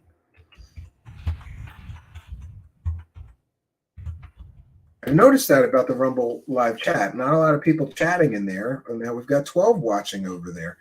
I'm going to visit the Twitch live chat as well. We think it's important to say hello to all of you who are out there. What a great audience we had tonight. Thank you for being here with us. And there is people in the Twitch chat. And I just put a message in that says, welcome Twitch chatters. So thank you for being there. We've got a bunch of people on Twitch right now. 10 on Twitch, 12 on Rumble. Rumble's doing better than Twitch. That's incredible to see. Interesting to see as well. And I was trying to find that bumper to explain to people how you too can subscribe on Twitch for no money if you have an Amazon Prime account, but I can't find the bumper right now, and that's aggravating. I looked, I have too many of these now. There's so many bumpers now in here, and I forget which section that I put it in. I have the grifters organized, like we've got a section for this grifter or that grifter, but that one I don't remember where I dropped it. Sometimes these slots get filled and I have to put it somewhere else. So, but welcome Red Brick Investigations 1. Glad to see you over there holding down the live Twitch chat, right? Beverly, man, you both then. We both experienced something that we cannot explain. Beverly says, I don't know what it is. That's why I'm on UFO Twitter asking a bunch of questions. Well, good for you. And I hope you solve your personal mystery someday as I hope I solve mine, right? But boy, I don't know about you, Beverly, but I kind of regret seeing what I saw, because what if I had all the time that I had put into reading all these books and watching all these documentaries and researching and interviewing all these people, right? Yes. On Rumble, you have to be on the website to be in chat on a live show. They may be watching from the app where you can't chat. Oh, well, I hope they fix that. But thank you, B. Baker, for letting me know. B. Baker, head chat room moderator, holding down the live chat. Put Rumble link up for Mask Man debunker, please. I will. Let me do that right now before I forget, because I said I was going to do that. We'll do that right now. If I go into my history, I should be able to. Let's see. All right, I have the link to the video. I'm going to go over to our live chat, and I'll put it in the live chat, and then I will be putting it into the. So here is the Masked Man debunker. I put it in the live chat. There you go. And I'm editing the video right now, and I'm just going to put Masked Man debunker. Masked Man debunker.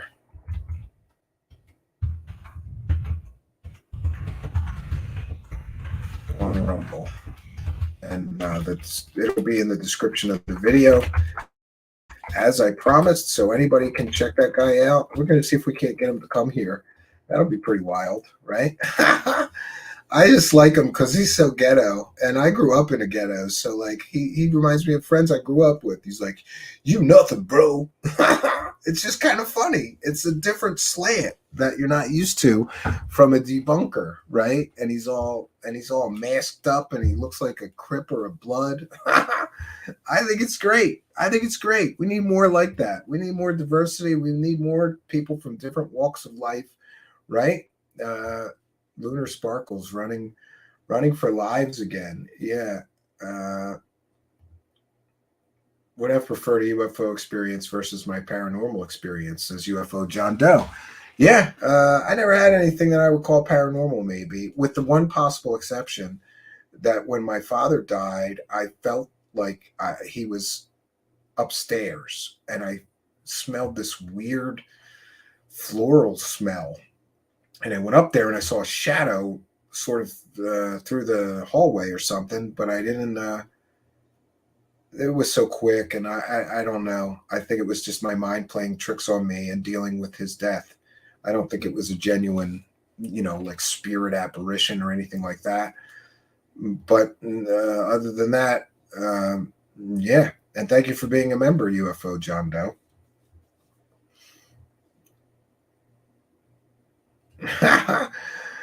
Thin Lizzie Borden says, I got my cat in front of the TV with Steven on it earlier. Send me a picture. We should start a Truthseekers pet club, and you show me your dog or your cat watching Truthseekers, and we'll share it, right? We're going to do that. I think that would be great. Andruba says, I grew up in a place worse than a ghetto. Yeah, I shouldn't complain. It wasn't that bad. I mean, there was a lot of criminals in our neighborhood and drug dealers and pimps and hookers, oh my. But, you just sort of mind it your own business and try to stay away from the troublemakers or the people that would get you in trouble, and you'd be okay, right? You should start your next live show impersonating Bledsoe's The Lady. Maybe. Thin Lizzie Borden is going to put that in the Discord. Great. Yeah, I could share that if you do that now. But if not, I'll share it on a future show, and maybe we'll get more people. I think it's funny. People said, and believe it or not, people have sent people have sent me pictures of like their dog watching the show or something before. I love that stuff. I think it's so funny. Or videos of their dog barking. There's one guy whose dog would bark every time like we played the intro or something, and he sent me videos of the dog barking at the TV. Yeah, wow. All right, a few more questions or comments.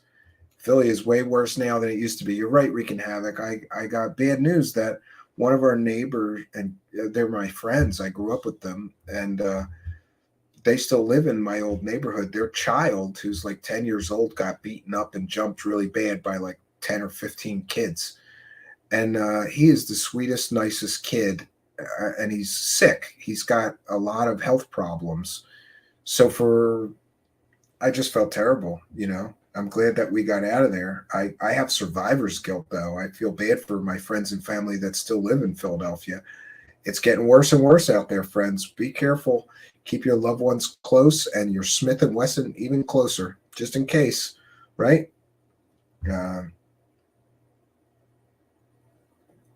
Amy Collins is going to post a picture of her cat watching a laptop. I'm glad to see we have so many animal friend fans, right?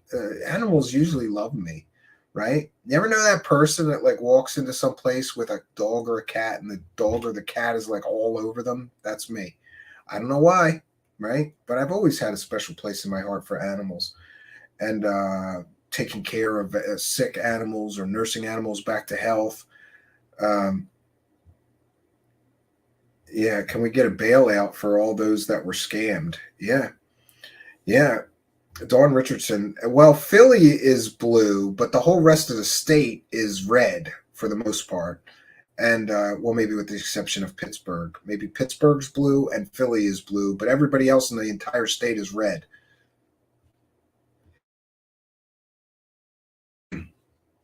Not that picking one side of the criminal empire running our country is any better than picking the other side.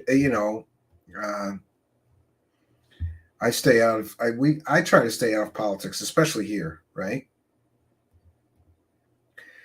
If you do the lady, please also dive into the Lady of Babylon working group. Well, I'll put it on my list. And here's Lord Ludicrous here. Says that trank they are doing is wild. Reminds me of another drug called crocodile because it's what it does to your skin. Yeah, there's new crazy designer drugs that people are doing. I remember when I was in Philly, bath salts were big. Like, really? You're going to buy bath salts and snort them? And it was this sideways weird thing. There was some kind of weird quasi-legal drugs in the bath salts. and people would buy these bath salts and snort them and just go crazy. People would end up naked on top of roofs and screaming, and there's videos of it. Just look up bath salts on YouTube. It's bad shit. And I think Trank is the same kind of stuff, Lord Ludicrous, right?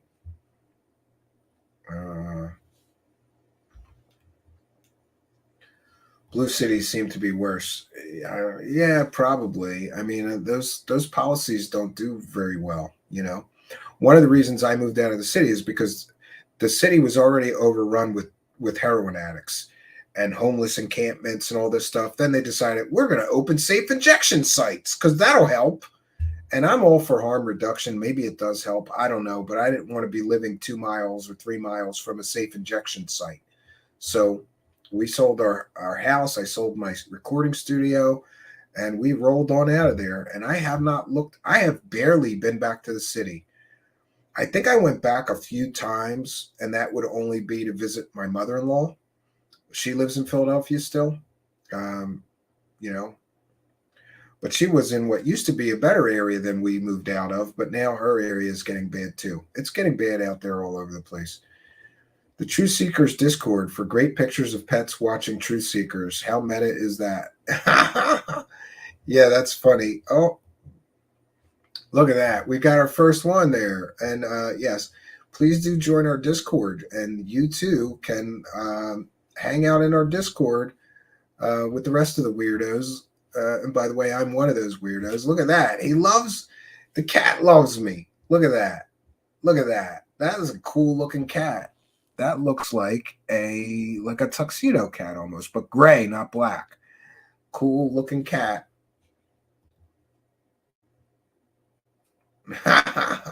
It looks like my friend Matt's cat almost.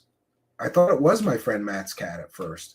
My friend Matt has a cat that snuggles up to me, and then as soon as I try to touch it to pet it, it bites me. I'm always like, God damn it, got me again. Cats are fun. I miss cats. My son is really, really allergic. My oldest son is really, really allergic to cats. So we can't and have not had a cat in a long time, unfortunately. The last cat I had died a while ago. He was awesome. Black cat, green eyes, named Jinx.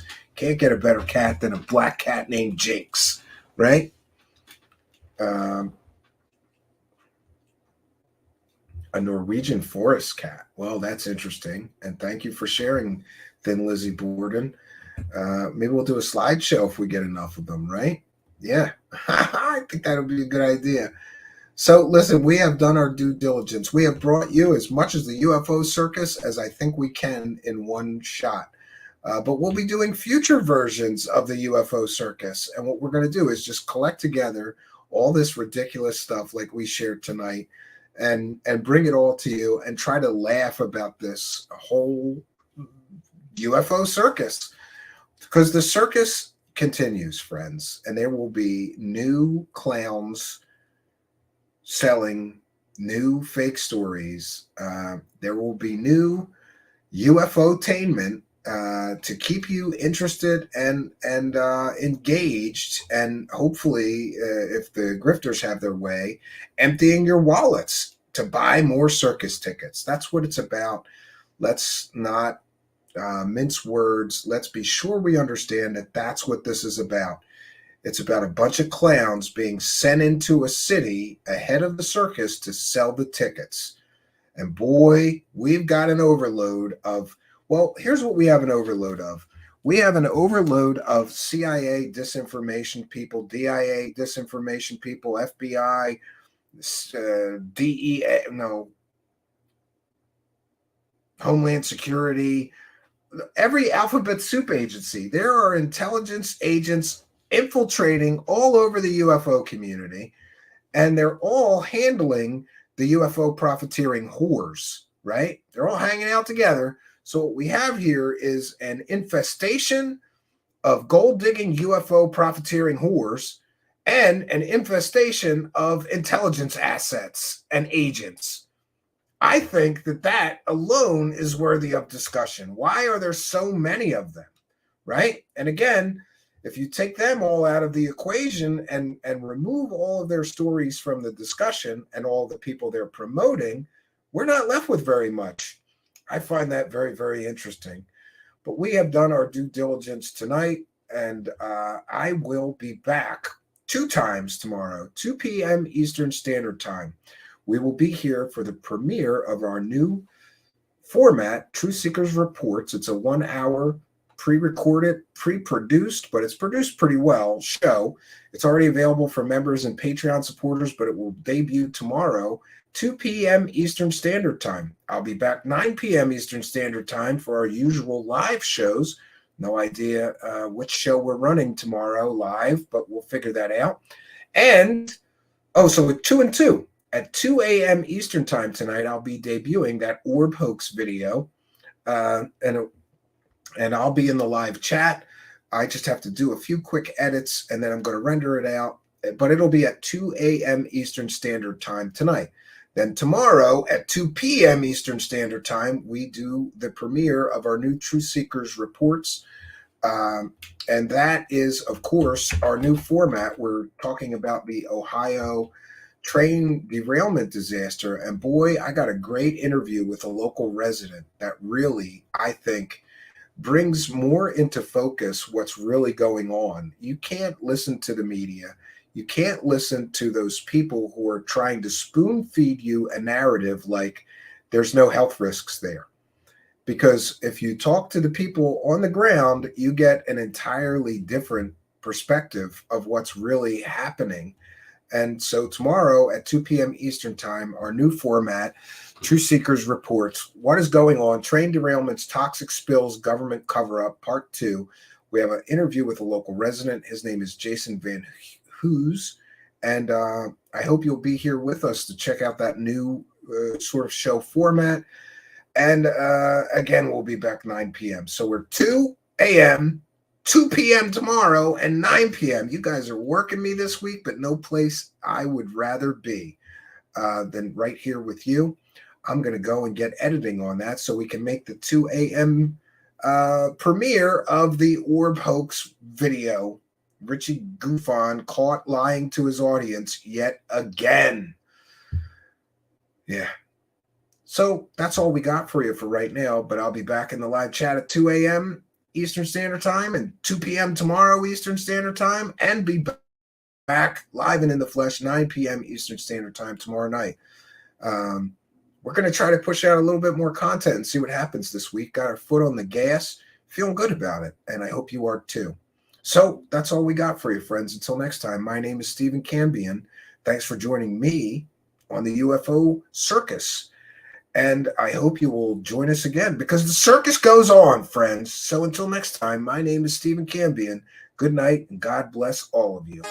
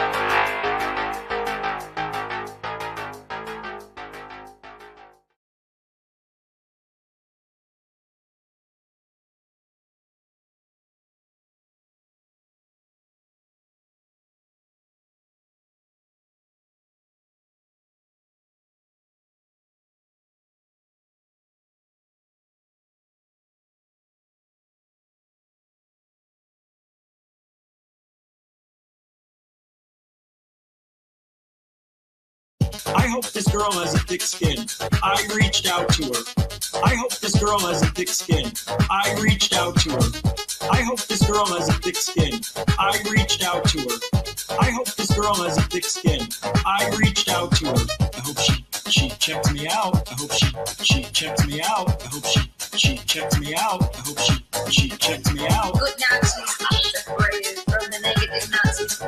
Good Nazis are separated from the negative Nazis. Good Nazis are separated from the negative Nazis. Good Nazis are separated from the negative Nazis. It says the good Nazis were separating from the bad Nazis. It says the good Nazis were separating from the bad Nazis. Justice for this person who didn't do anything wrong. Good Nazis. Justice for this person who didn't do anything wrong. Good Nazis. I really like the Nazis. I really like the Nazis. I really like the Nazis. I really like the Nazis. Good Nazis are separated from the negative Nazis. Good Nazis are separated from the negative Nazis. Good Nazis are separated from the negative Nazis. Good Nazis are separated from the negative Nazis. Good Nazis are separated from the negative Nazis. Good Nazis are separated from the negative Nazis. Good Nazis are separated from the negative Nazis. Good Nazis are separated from the negative Nazis. Justice for this person who didn't do anything wrong. Justice for this person who didn't do anything wrong. The good Nazis were separating from the bad Nazis. It says the good Nazis were separating from the bad Nazis. Justice for this person who didn't do anything wrong. Good Nazis. Justice for this person who didn't do anything wrong. Good Nazis. I really like the Nazis. I really like the Nazis. Good Nazis. Nazis. Nazis. Nazis. I really like the Nazis. I really like the good Nazis. I really like the Nazis. Nazis. Nazis. Good Nazis. Good Nazis. Good Nazis. Good Nazis. Good Nazis. Separated from the negative Nazis. I really like the Nazis. I really like the good Nazis. I really like the Nazis. Nazis. Nazis. Good Nazis. Good Nazis. Good Nazis. Good Nazis. Good Nazis. Separated from the negative Nazis. I really like the Nazis. I really like the good Nazis. I really like the Nazis. Nazis. Nazis. Wish I was a Nazi. I really like the Nazis. Wish I was a Nazi. I really like the Nazis. Wish I was a Nazi. I really like the Nazis.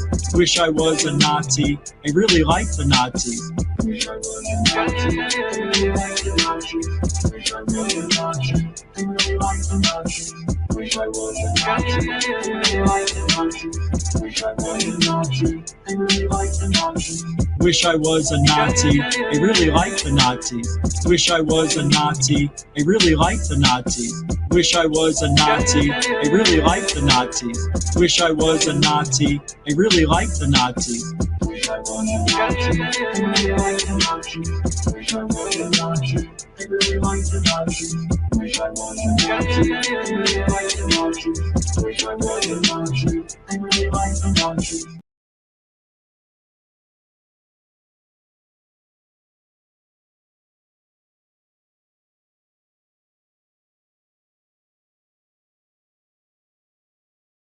I got scrapings off Jim's wall, Jim's wall. I got scrapings off Jim's wall, Jim's wall. I got scrapings off Jim's wall, Jim's wall. I got scrapings off Jim's wall, Jim's wall. I got scrapings off Jim's wall, Jim's wall. I got scrapings off Jim's wall, Jim's wall. I got scrapings off Jim's wall, Jim's wall. I got scrapings off Jim's wall, Jim's wall. They get the views from the UFO fairy tales and UFO fairy tale huckstering. Scrapings off Jim's wall. They get the views from the UFO fairy tales and UFO fairy tale huckstering.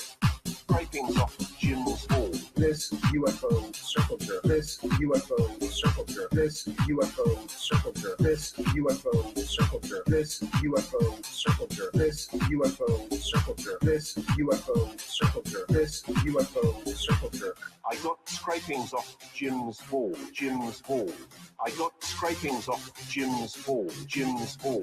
I got scrapings off Jim's hall. Jim's hall. Jim's hall. Jim's hall. Jim's hall. This UFO circle jerk. This UFO circle jerk. This UFO circle jerk. This UFO circle jerk. This UFO circle jerk. This UFO circle jerk. This UFO circle jerk. This UFO circle jerk. They get the views from the UFO fairy tales and UFO fairy tale huckstering.